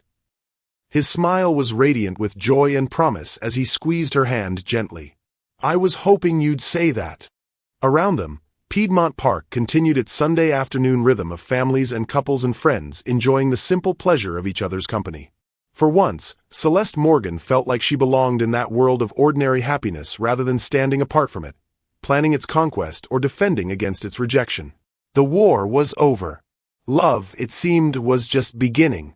The Monday morning news cycle exploded across every financial channel simultaneously. Celeste stood before the wall of monitors in her corner office, watching her personal life become public entertainment while stock tickers scrolled emergency updates across the bottom of every screen. What should have been her moment of absolute triumph was rapidly transforming into her worst nightmare. "Tech CEO's hostile takeover linked to personal vendetta," read the headline on CNBC. "Love, lies, and corporate revenge in Atlanta," proclaimed Bloomberg. But it was the Fox Business segment that made her blood run cold, When personal relationships drive business decisions, the Celeste Morgan scandal. Preston burst through her office door without knocking, his face flushed with anger and morning coffee still steaming in his hand. Have you seen the Journal piece? They're calling your acquisition emotional decision-making and questioning whether you're fit to run a defense contractor. Carmen Fletcher followed close behind, her laptop open and displaying a cascade of social media reactions that painted Celeste as everything from a vindictive opportunist to a dangerous example of unchecked corporate power. It gets worse. Someone leaked audio from Friday night's gala. The whole cake incident is trending on Twitter with hashtags like CakeGate and Revenge Empire. The audio was devastating in its clarity. Olivia Ashford's voice rang through laptop speakers with perfect fidelity. Some people need to learn their place. Then Celeste's measured response about Protocol 7, followed by the unmistakable sound of financial destruction unfolding in real time. How? Celeste asked, her voice tight with controlled fury. How did they get audio from a private charity gala? Diane Foster, Carmen confirmed grimly. The Society reporter had recording equipment running all evening. She sold the story to a media consortium for what sources say was 7 figures. Preston slammed his coffee cup down hard enough to crack the ceramic handle. This is character assassination. They're taking your legitimate business acquisition and turning it into some petty revenge fantasy. But Celeste was reading deeper into the coverage, recognizing the sophisticated media strategy at work. This wasn't random sensationalism. This was coordinated warfare designed to destroy her credibility before she could consolidate her victory over the Ashford family. Look at the sourcing, she said, pointing to bylines across multiple outlets. Wall Street Journal, Forbes, Financial Times, all running similar narratives within hours of each other. Someone orchestrated this media blitz. Her phone rang with the distinctive tone reserved for emergency contacts. General Patricia Hayes from Defense Acquisition, the same woman who'd confirmed the Pentagon contract transfer 3 days ago. Miss Morgan, we need to discuss the recent media coverage regarding your acquisition of Ashford Industries. Can you be in Washington this afternoon? The tone was professional but carried undertones that made Celeste's stomach clench with dread. Of course, General. Is there a problem with the contract transition? Let's discuss this in person. My office, 3 p.m. The line went dead, leaving Celeste staring at her phone with the growing realization that her moment of triumph was about to become her moment of maximum vulnerability. Carmen's laptop chimed with an incoming video call from Frederick Stone, who appeared on screen looking haggard despite the early hour. Celeste, we have a situation. The SEC is launching an investigation into your shell company network. They're claiming potential market manipulation and failure to disclose beneficial ownership within required timeframes. That's impossible, Preston interjected, leaning into the camera's view. Every transaction was reviewed by 3 different law firms. Every disclosure was filed exactly when required. The investigation isn't about legal compliance, Frederick replied grimly. It's about public perception and political pressure. Senator William Crawford from Georgia is calling for congressional hearings on predatory acquisition practices that threaten established American businesses.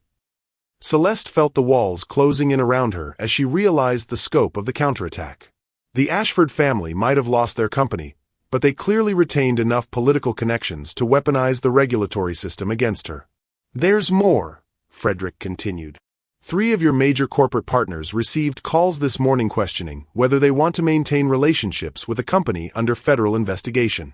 The space agency contract is being reviewed for compliance with vendor stability requirements. The systematic nature of the assault was breathtaking in its coordination. Someone had spent the weekend identifying every pressure point in Celeste's empire and was now applying leverage with surgical precision. Who's behind this? She asked, though part of her already knew the answer. Reginald Ashford has friends in very high places, Frederick confirmed.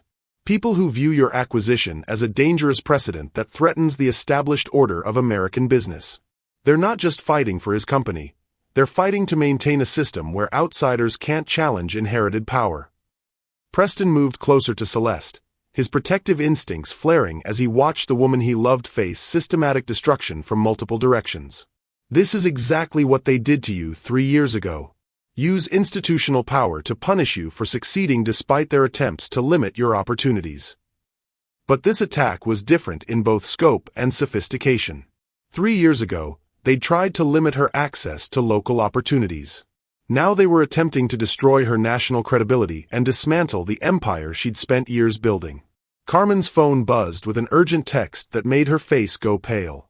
"Celeste, you need to see this immediately." She turned her laptop screen to display a news alert from the Atlanta Journal-Constitution.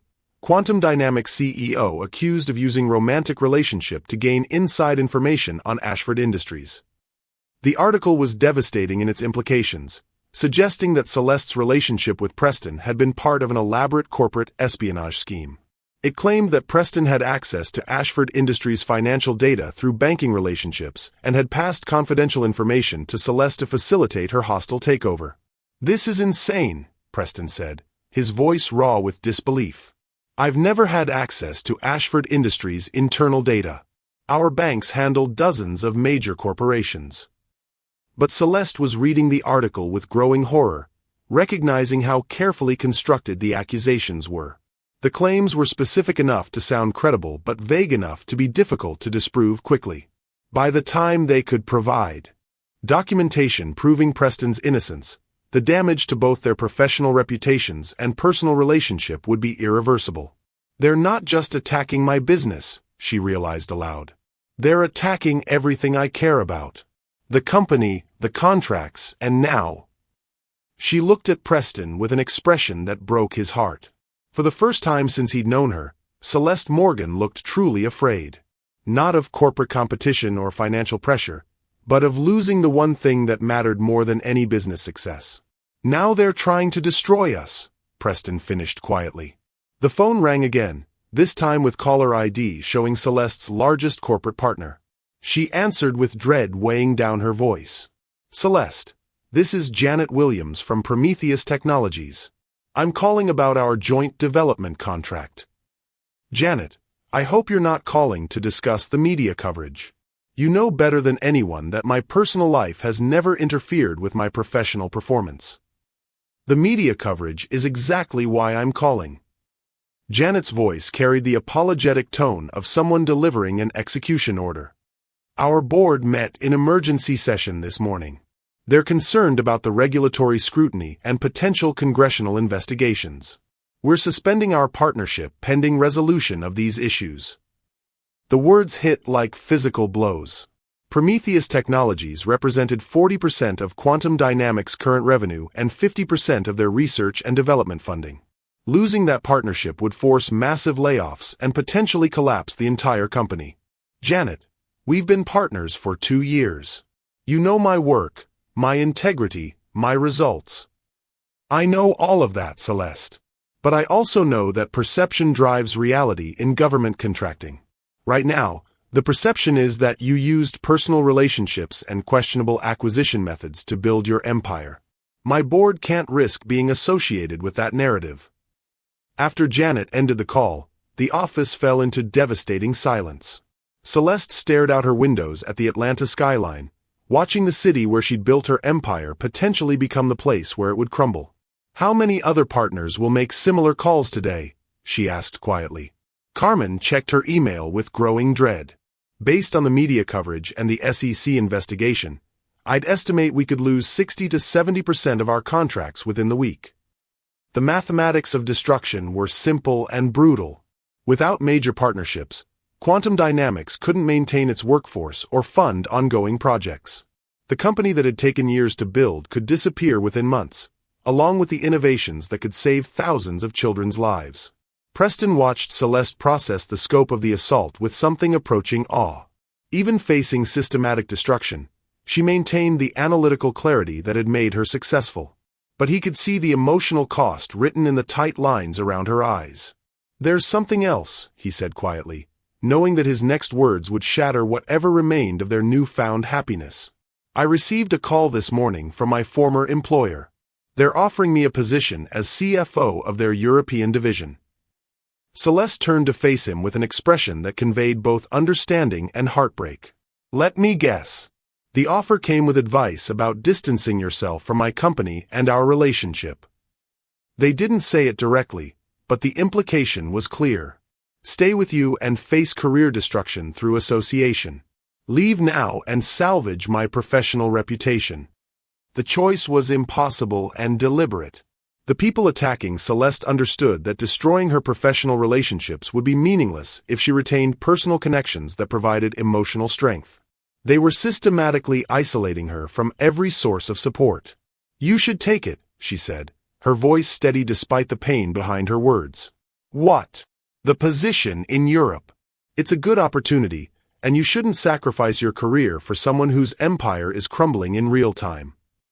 Preston felt like she'd physically struck him. "You think I would abandon you because of media coverage and political pressure?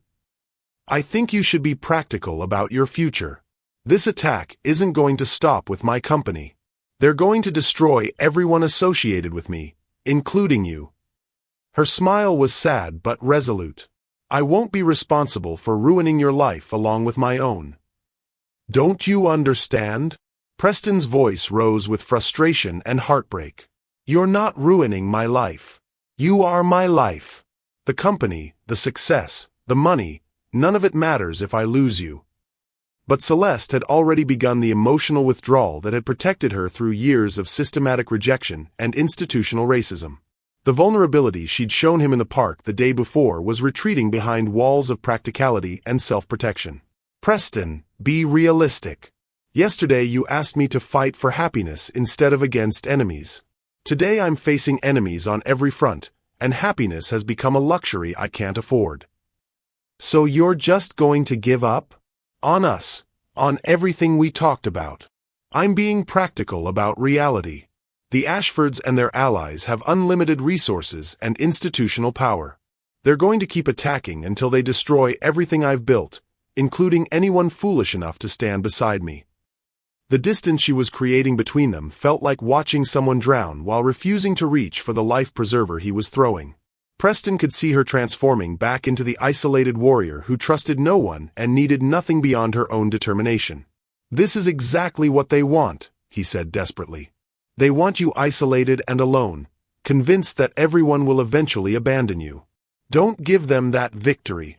But Celeste was already moving toward her desk, her body language shifting from vulnerable woman to corporate CEO facing a crisis. "Carmen, cancel all my meetings today except the Pentagon session. Preston, I need you to prepare financial projections assuming we lose 70% of our current contracts." "Celeste. This is business, Preston. Personal feelings are a luxury we can't afford right now." The words created a chasm between them that felt unbridgeable. 24 hours ago, they'd been planning a future together based on love and shared happiness. Now they were retreating to opposite sides of a divide created by people who understood that destroying relationships was more effective than attacking businesses. As Preston gathered his files and prepared to leave her office, he paused at the door for one final attempt to reach the woman he'd fallen in love with. "For what it's worth, I don't care about the media coverage or the investigations or the political pressure. I care about you. And I'll be here when you're ready to stop fighting everyone, including the people who love you." After he left, Celeste stood alone in her office, surrounded by the empire she'd built and watching it crumble in real time. The view from her windows showed a city that had once represented infinite possibility but now felt like a battlefield where she stood completely isolated. For the first time since she'd begun planning her revenge against the Ashford family, Celeste Morgan wondered if victory was worth the cost of losing everything else that mattered. The city glittered below her floor-to-ceiling windows like a constellation of possibilities that felt impossibly distant. Celeste stood in her darkened living room, still wearing the power suit she'd put on 16 hours earlier for what was supposed to be a day of consolidating victory. Instead, she'd spent the day watching her empire crumble under coordinated assault while pushing away the one person who'd offered to stand beside her through the destruction. The Pentagon meeting had been worse than anticipated. General Hayes had been professional but clear. The defense contract was suspended pending resolution of the SEC investigation and congressional review. 3 years of work building relationships with military leadership had evaporated in a single afternoon because of media coverage designed to paint her as emotionally unstable and ethically compromised. Her phone lay silent on the marble countertop, displaying 17 missed calls from Preston and 43 unread text messages from various contacts offering support, condolences, or opportunistic proposals to acquire pieces of her collapsing company. She'd turned off the notifications hours ago, unable to bear the constant reminder of everything she was losing. The irony wasn't lost on her. She'd spent 18 months planning the systematic destruction of the Ashford family's empire, and now she was experiencing firsthand how efficiently institutional power could dismantle anyone who challenged the established order.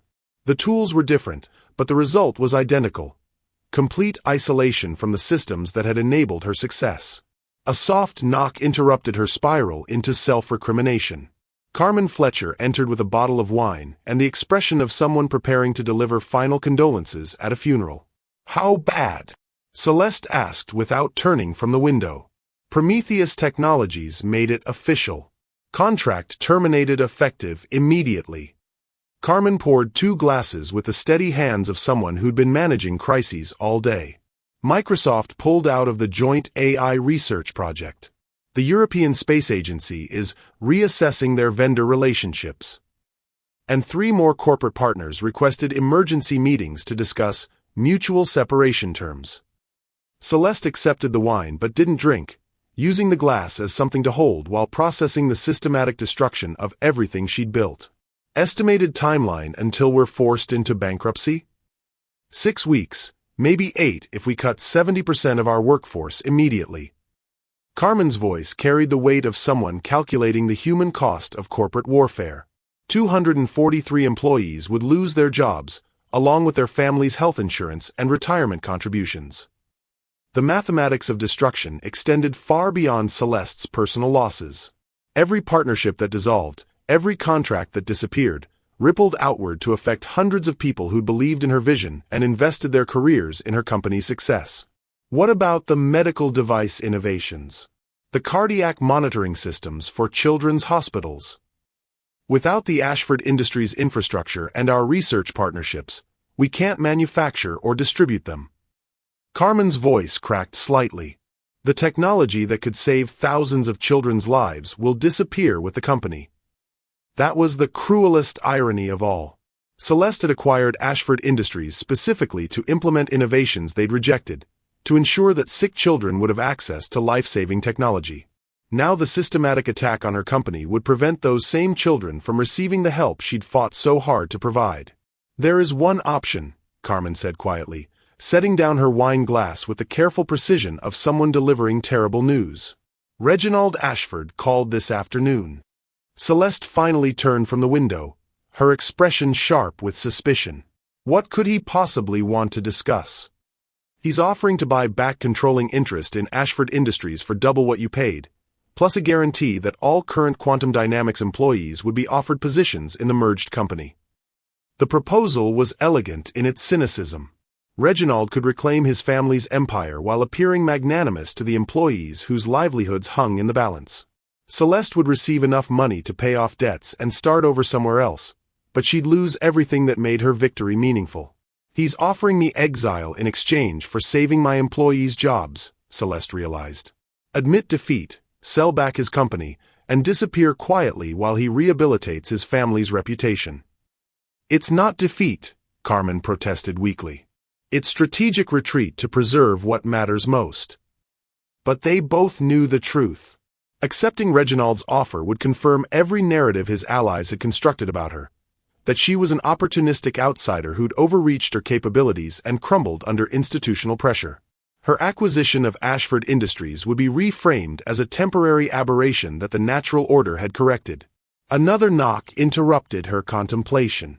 This time, Preston entered without waiting for permission, his face flushed from running up 20 flights of stairs because the elevator was too slow for his urgency.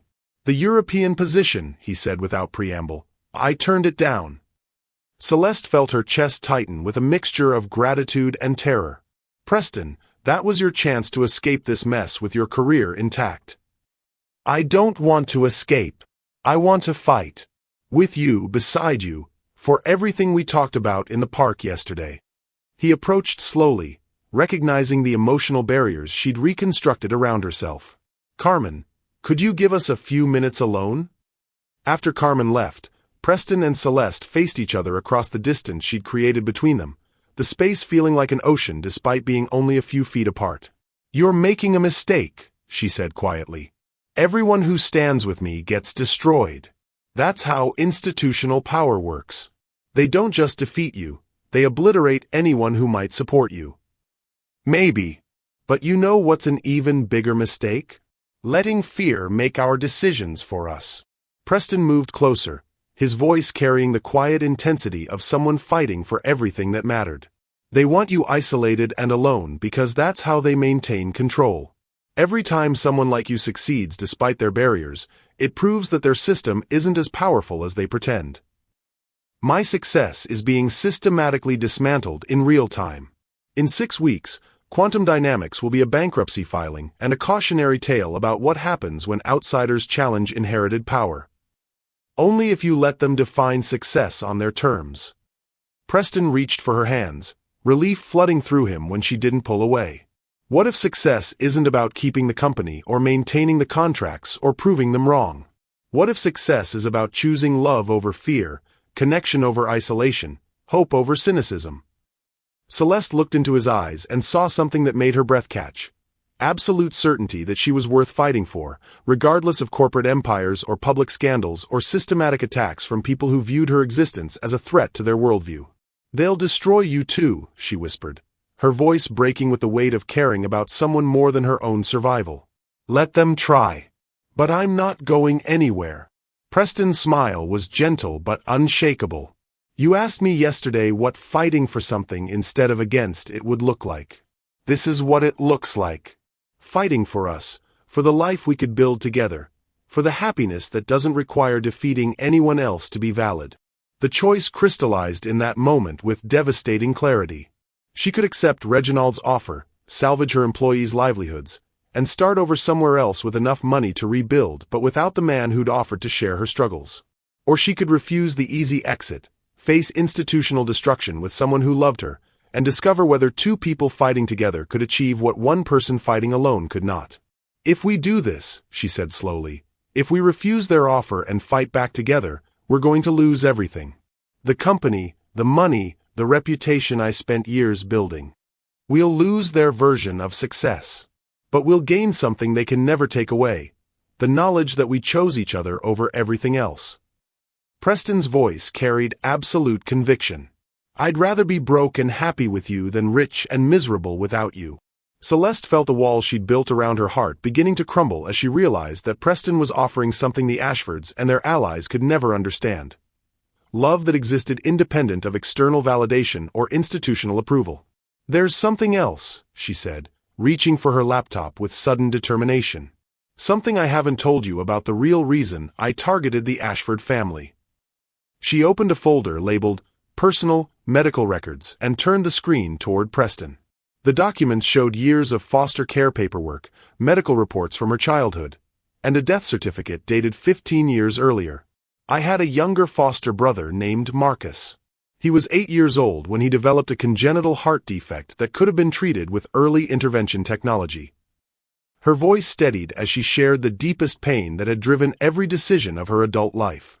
The Ashford Industries Medical Device Division had developed exactly the monitoring system that could have detected his condition in time for surgery. Preston felt his heart break as he understood the personal stakes that had motivated her 18-month quest for justice. But their technology was only available to hospitals that could afford premium pricing. The public hospital where Marcus was treated couldn't access the equipment that would have saved his life. Celeste's smile was sad but determined. "I've spent every day since his death working to ensure that no other child dies because life-saving technology is restricted to wealthy patients. So when Harrison rejected your partnership proposal, he wasn't just dismissing my business ideas. He was perpetuating a system that had killed my little brother." She closed the laptop and looked at Preston with eyes that blazed with purpose beyond personal success. "That's why I can't accept Reginald's offer. The children who need this technology don't care about my reputation or my financial survival. They need someone willing to fight institutional barriers regardless of personal cost." Preston understood in that moment why he'd fallen in love with her so completely. Celeste Morgan wasn't just brilliant or successful or devastatingly beautiful. She was someone who'd transformed personal tragedy into systematic change, who'd chosen to fight for strangers' children rather than accept the easier path of personal success within unjust systems. "Then we fight," he said simply. "Not just for us, but for Marcus and every child like him who deserves better than what the current system provides. It's going to be brutal. They have unlimited resources and institutional power. We have each other and the knowledge that we're fighting for something bigger than corporate empires or personal wealth. I like our odds." Preston's smile was radiant with love and determination. "Besides, you've already proven that talent and persistence can defeat inherited privilege. Now we get to prove that love and partnership can defeat systematic oppression." Celeste reached for her phone and scrolled to Reginald Ashford's contact information. Instead of calling him, she opened a new text message that would define the next chapter of her life. "Mr. Ashford," she typed, "thank you for your offer, but I must decline. Some fights are worth having regardless of the personal cost. My company's mission to provide life-saving technology to all children, not just wealthy ones, is non-negotiable. I look forward to our continued competition in the marketplace. Celeste Morgan." She hit send and immediately felt the weight of choosing the difficult path over the easy exit. But as Preston's arms wrapped around her and she felt his absolute certainty that they could face anything together, Celeste Morgan realized that she'd just made the first truly fearless decision of her adult life. "Now what?" she asked, leaning into his embrace while watching Atlanta sparkle below them. "Now we figure out how to save your company, protect your employees, and ensure that sick children get the medical technology they need."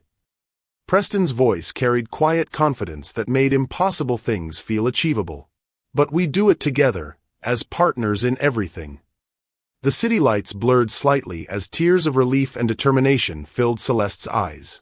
For the first time since the systematic attacks had begun, she felt like she had a chance of emerging victorious. Not because the obstacles had disappeared, but because she was no longer facing them alone. The choice had been made. Love over fear. Partnership over isolation. Fighting for something beautiful instead of against something ugly. Tomorrow would bring new challenges and continued assaults from people who viewed her very existence as a threat to their inherited advantages. But tonight, for the first time in years, Celeste Morgan felt truly powerful in a way that had nothing to do with corporate empires or financial success. She had chosen love. And love, she was beginning to understand, was the only victory that could never be taken away. 6 months later, the steady beep of heart monitors created a symphony of life that filled the pediatric cardiac unit with sounds of hope rather than despair. Celeste Morgan stood beside the bed of 7-year-old Tyler Johnson, watching the revolutionary monitoring system display real-time data that would have been science fiction just 2 years earlier. The technology that had once been restricted to wealthy hospitals now operated in every public medical facility across the Southeast. "Miss Morgan," Tyler's mother Jennifer said quietly, tears streaming down her cheeks as she watched her son's vital signs remain steady after successful surgery. The doctors said he wouldn't have survived without this early detection system. They found the problem weeks before his heart would have failed. Celeste felt the familiar tightness in her chest that came with moments like this, when abstract innovations became concrete salvation for real families. "Every child deserves the same chances, Mrs. Johnson. What matters is that Tyler is healthy and going home soon." Preston appeared in the doorway with Dr. Patricia Martinez, the hospital's chief of pediatric cardiology and the woman who'd become their closest ally in implementing the new technology. Over the past 6 months, Dr. Martinez had documented how the advanced monitoring systems had detected heart defects in 43 children who would have otherwise faced life-threatening emergencies. "Celeste, the board meeting results are in," Preston said, his smile radiating the kind of joy that came from witnessing impossible dreams become reality. "Unanimous approval for expanding the program to every children's hospital in the country." The victory was sweet not just because of its scope, but because of how they'd achieved it. After rejecting Reginald Ashford's buyout offer, Celeste and Preston had spent months rebuilding quantum dynamics from the ground up, focusing on mission-driven partnerships rather than profit-maximizing contracts. They'd retained only 35 of their original employees, but those who stayed had helped create something revolutionary. A technology company that measured success in lives saved rather than revenue generated. "The federal funding?" Celeste asked, though Preston's expression already suggested good news. $200 million over 5 years, with bipartisan support from both parties. Senator Crawford actually praised your commitment to public service during yesterday's committee hearing. Preston laughed at the irony. The same politician who tried to destroy you 6 months ago is now calling you a model of American innovation and social responsibility. Dr. Martinez reviewed the tablet displaying implementation statistics that read like a miracle translated into numbers. 43 children diagnosed early, 37 successful surgeries, 6 lives saved that would have been lost under the old system. And that's just in Atlanta. When this scales nationally, thousands of families who won't experience what Marcus's foster family did, Celeste finished quietly, touching the small photograph she kept in her jacket pocket. Her brother's smiling face reminded her daily that personal justice was meaningless unless it prevented others from experiencing similar losses. The transformation hadn't been easy. The SEC investigation had lasted 4 months before concluding that every acquisition had been legal and properly disclosed. The congressional hearings had dragged on for weeks, with politicians grandstanding about corporate responsibility, while Celeste patiently explained how targeted acquisitions could serve public interests better than inherited inefficiency. Most challenging of all had been rebuilding relationships with partners who'd abandoned her during the media assault. Some corporations had returned once the regulatory investigations cleared her of wrongdoing. Others, including several she'd considered allies, had revealed their true priorities by maintaining distance even after her vindication. "There's someone here to see you," Carmen Fletcher announced from the doorway, her expression carefully neutral in a way that suggested complicated news. "Reginald Ashford is in the lobby. He says it's important." Preston's protective instincts flared immediately. After everything his family put us through, he has the audacity to show up here? But Celeste was curious rather than angry. 6 months of building something positive had diminished her interest in holding grudges against people who'd revealed their limitations through their actions. "Send him up. Let's see what he wants to discuss." 10 minutes later, Reginald Ashford entered the cardiac unit looking older and more humble than the man who tried to buy her silence 6 months earlier. His silver hair had thinned, his expensive suit couldn't hide the weight he'd lost, and his eyes carried the weariness of someone who'd spent months confronting uncomfortable truths about his family's legacy. "Miss Morgan," he said formally, "thank you for agreeing to see me." "Mr. Ashford, I assume this isn't a social visit." "No, it's not." He paused, looking around the unit where children recovered from surgeries made possible by technology his company had once rejected. "I want to apologize. Not just for my children's behavior at the charity gala, but for the systematic campaign we waged against you afterward." The apology was unexpected but felt genuine. Preston remained protective and skeptical, but Celeste recognized something in Reginald's demeanor that suggested authentic remorse rather than strategic positioning. "I spent the past 6 months examining my family's business practices and social attitudes," Reginald continued, his voice heavy with self-recrimination. "What I discovered was shameful. We didn't just reject your partnership proposal 3 years ago. We actively worked to limit your opportunities because we viewed your success as a threat to our assumed superiority." "And now?" Celeste asked, genuinely curious about what had prompted this moment of accountability. "Now I see children receiving life-saving medical care because you refuse to let our prejudice prevent you from pursuing your mission." He gestured toward Tyler's room, where the boy was laughing with his parents while sophisticated monitoring equipment ensured his continued health. "My grandson is the same age as that child. If he needed this technology, I'd want him to have access regardless of our family's wealth or social connections." Dr. Martinez, who'd been quietly observing the conversation, stepped forward with clinical directness. "Mr. Ashford, the monitoring systems Miss Morgan developed are now preventing approximately 60 childhood deaths per month across our hospital network. That's 600 families each year who won't experience the loss that motivated her innovations." The statistics landed with visible impact. Reginald's face reflected the weight of understanding how his family's rejection of Celeste's partnership had potentially cost lives during the years their pride had delayed implementation of superior technology. "There's something else," he said, reaching into his briefcase to retrieve a legal document. "I'm transferring ownership of our remaining medical device patents to your foundation. No strings attached, no conditions, no publicity requirements. Everything we developed in cardiac care technology belongs to your mission now." Preston examined the document with growing amazement. This represents millions of dollars in intellectual property. Money my family didn't earn through innovation, just through inheritance and market positioning. Reginald's smile was sad but genuine. Miss Morgan proved that superior technology should serve human needs rather than corporate profits. These patents will do more good in her hands than they ever did in mine. The gesture was both unexpected and transformative. The Ashford Industries' medical patents would accelerate Celeste's mission by decades, providing technological foundations for innovations that could help millions of children worldwide. Mr. Ashford, Celeste said carefully, this is extraordinarily generous, but I need to understand your motivation. 6 months ago, your family tried to destroy everything I'd built. 6 months ago, I thought protecting my family's legacy was more important than acknowledging superior innovations from unexpected sources. His expression carried genuine shame. My children are in therapy now, learning to confront the prejudices I failed to address during their upbringing. They're not ready to face you personally, but they wanted me to convey their understanding that their behavior was inexcusable. Carmen appeared with an update that made everyone's attention shift toward practical implications. Celeste, the patent transfer would make our foundation the largest holder of pediatric cardiac technology in the world. We could open source everything, making the innovations available to any hospital or research institution globally. The possibility was staggering. Instead of restricting life-saving technology to wealthy institutions, they could ensure that every medical facility worldwide had access to the most advanced cardiac care systems available. There's one condition, Reginald added quietly.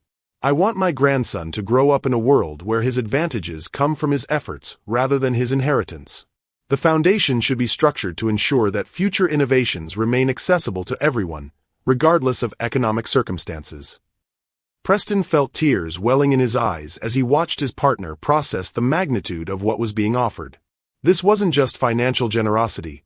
It was a complete repudiation of the systems that had created the Ashford family's wealth and privilege.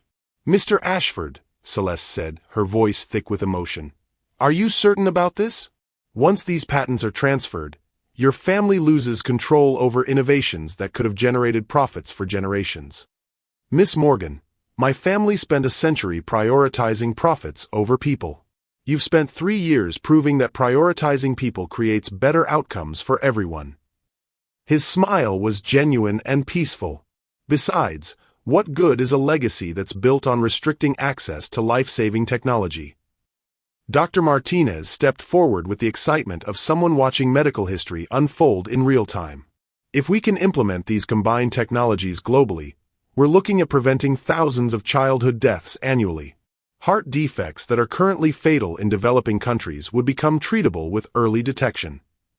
The scope of the potential impact was overwhelming. Marcus's death, Harrison's rejection, the months of systematic attacks, and the difficult choice to fight rather than retreat had all led to this moment where personal justice had evolved into global healing. There's something I need you to understand, Celeste said to Reginald, her voice carrying the weight of everything she'd learned about forgiveness and transformation. I don't need your apology to feel complete. What happened between our families taught me that real victory isn't about defeating enemies. It's about creating systems that prevent future tragedies. Then you'll accept the patent transfer? I'll accept it as a foundation for something bigger than either of our families imagined. She looked around the cardiac unit where Tyler Johnson was preparing to go home healthy, where Dr. Martinez was planning expansions that would save thousands of lives, where Preston stood beside her as partner in both love and mission.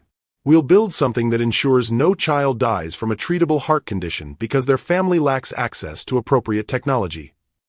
6 months later, on a crisp November evening that echoed the charity gala where everything had begun, Celeste and Preston stood on the balcony of their new home overlooking Piedmont Park. The house was smaller than her previous penthouse, but filled with warmth that came from being shared with someone who valued love over luxury. Any regrets? Preston asked, his arm around her waist as they watched families enjoy the same park where they'd first discussed fighting for happiness instead of against enemies. About which part? Acquiring Ashford Industries, rejecting the buyout offer, or marrying you last month? Celeste's smile was radiant with contentment that transcended any corporate achievement. All of it, The entire journey from that charity gala to here. Celeste considered the question seriously, thinking about everything they'd lost and gained during the transformation from corporate warfare to global healing mission.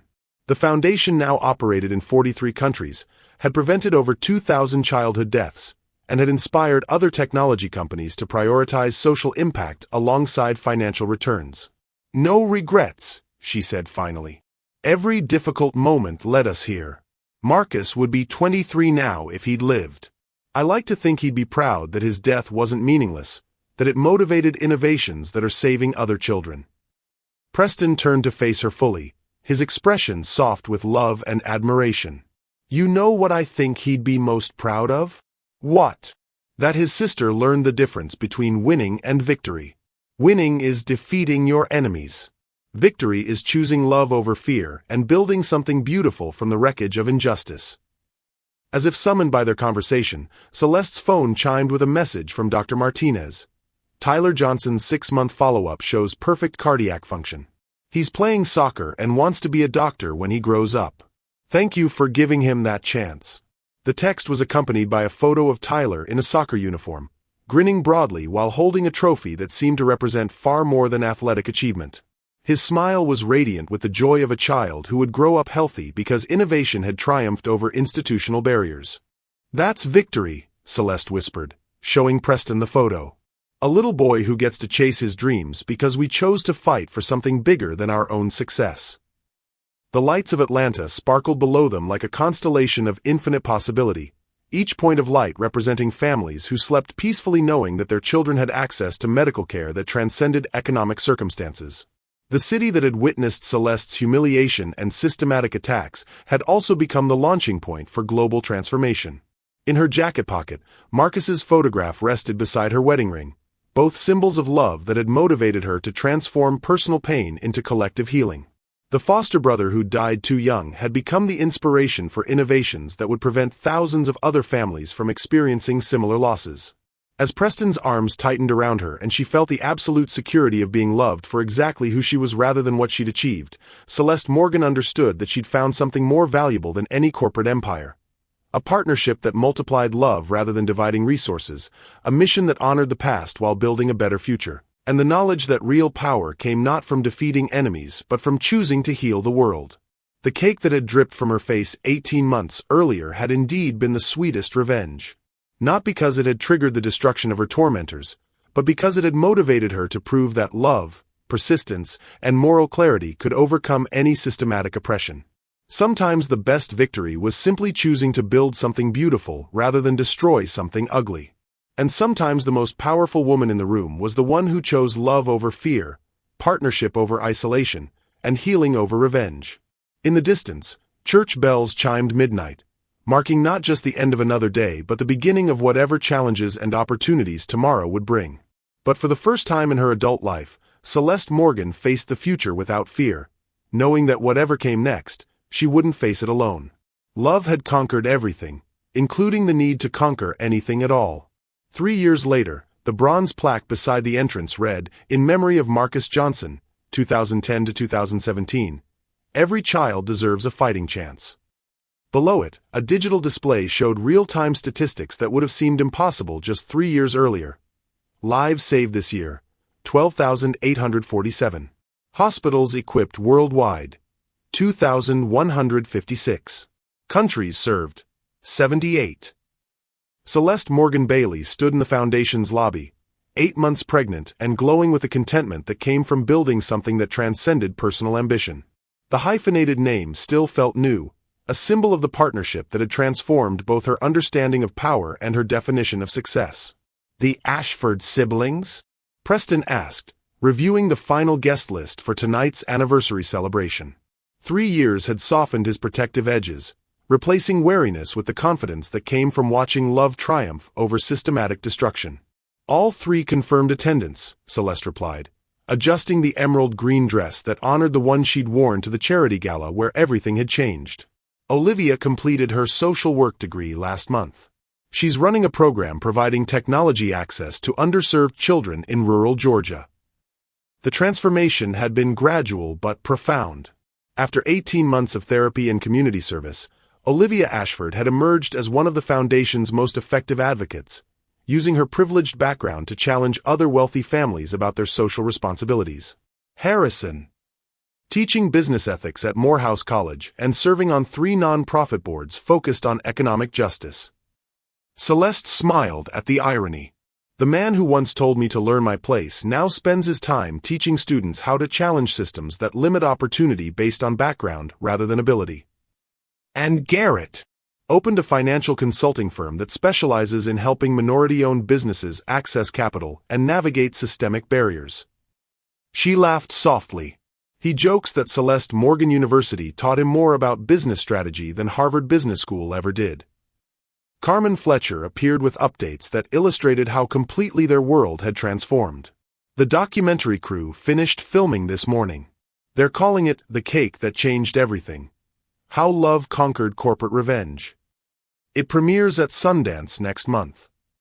The documentary had been 3 years in the making, following their journey from corporate warfare to global healing mission. Most importantly, it tracked the real-world impact of choosing partnership over isolation, forgiveness over vengeance, and building over destroying. What about the SEC investigator who tried to destroy us? Preston asked, remembering the months of regulatory harassment that had nearly broken their resolve. Margaret Phillips. She left the SEC 18 months ago and now works as our compliance director, Celeste replied with satisfaction.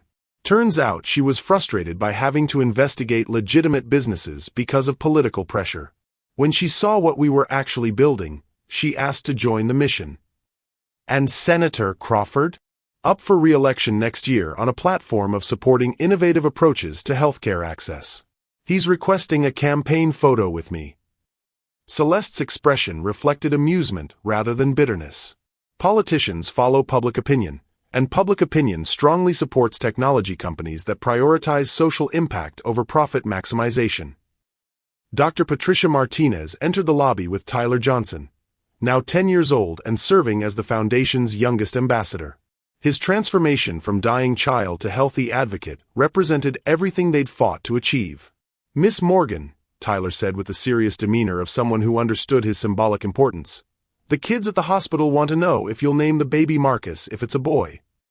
Celeste felt tears spring to her eyes as she realized that Marcus's memory had become inspiration for children worldwide rather than just personal motivation for her innovations. Tyler, we're naming him Marcus regardless of gender. Some names deserve to be honored. What about the original Quantum Dynamics employees who lost their jobs? Preston asked, addressing one of the most painful aspects of their transformation. 93% found positions with higher salaries and better benefits within 6 months, Carmen reported, consulting her tablet. Turns out that working for Celeste Morgan Bailey is excellent credentials in the technology sector.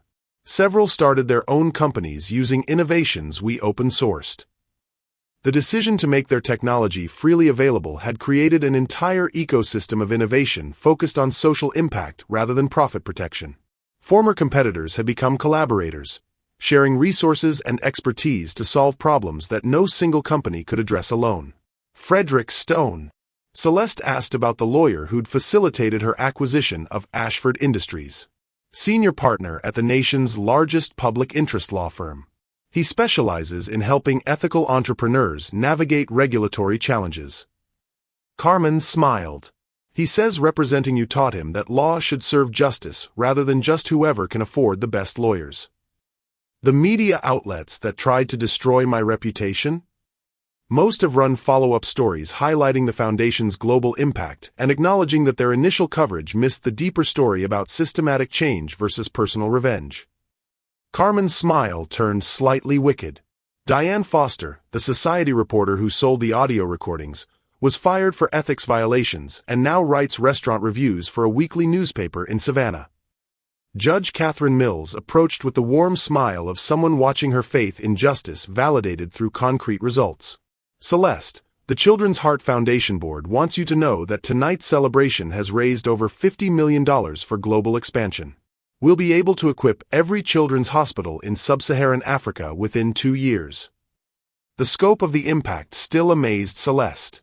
What had begun as personal justice for Marcus's death had evolved into a global network preventing thousands of similar tragedies annually.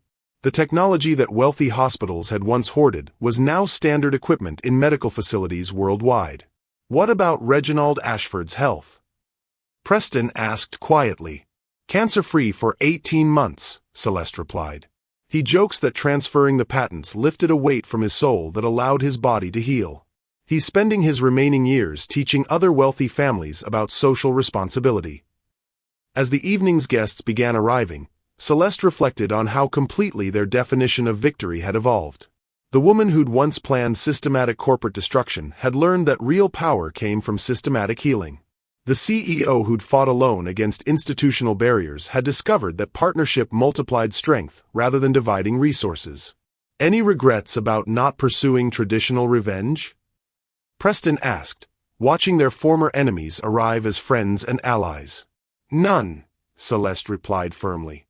Destroying the Ashford family would have satisfied my anger for a few months. Building something that honors Marcus's memory will prevent thousands of other families from experiencing our loss for generations to come. The final statistic appeared on the Foundation's digital display as the anniversary celebration began. Children currently alive because of Foundation technology, 47,213. Each number represented a family that slept peacefully knowing their child had access to medical care that transcended economic circumstances. Each statistic honored Marcus's memory while preventing other siblings from experiencing similar losses. As Preston's hand found hers and she felt their baby kick in response to the evening's excitement, Celeste Morgan Bailey understood that she'd achieved something more valuable than any corporate empire, a legacy that would continue saving lives long after her own story ended. The cake incident that had humiliated her 3 years earlier had indeed become the sweetest victory possible. Not through revenge or destruction, but through transformation that proved love and partnership could overcome any systematic oppression. In her jacket pocket, Marcus's photograph rested beside Tyler's latest school picture, symbols of past loss and present hope that motivated her continued commitment to ensuring that every child received the fighting chance her brother had been denied.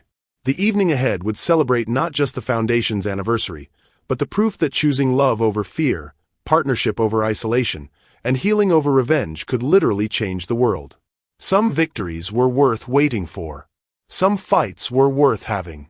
And some loves were worth choosing over everything else that seemed important at the time. Thank you for staying with me until the very end of this incredible journey. If this story touched your heart, wait until you see what's coming next. It's even more powerful and inspiring than you can imagine. So don't go anywhere. Click on that video showing on your screen right now to dive into another amazing story that will absolutely blow your mind. Trust me, you won't regret it.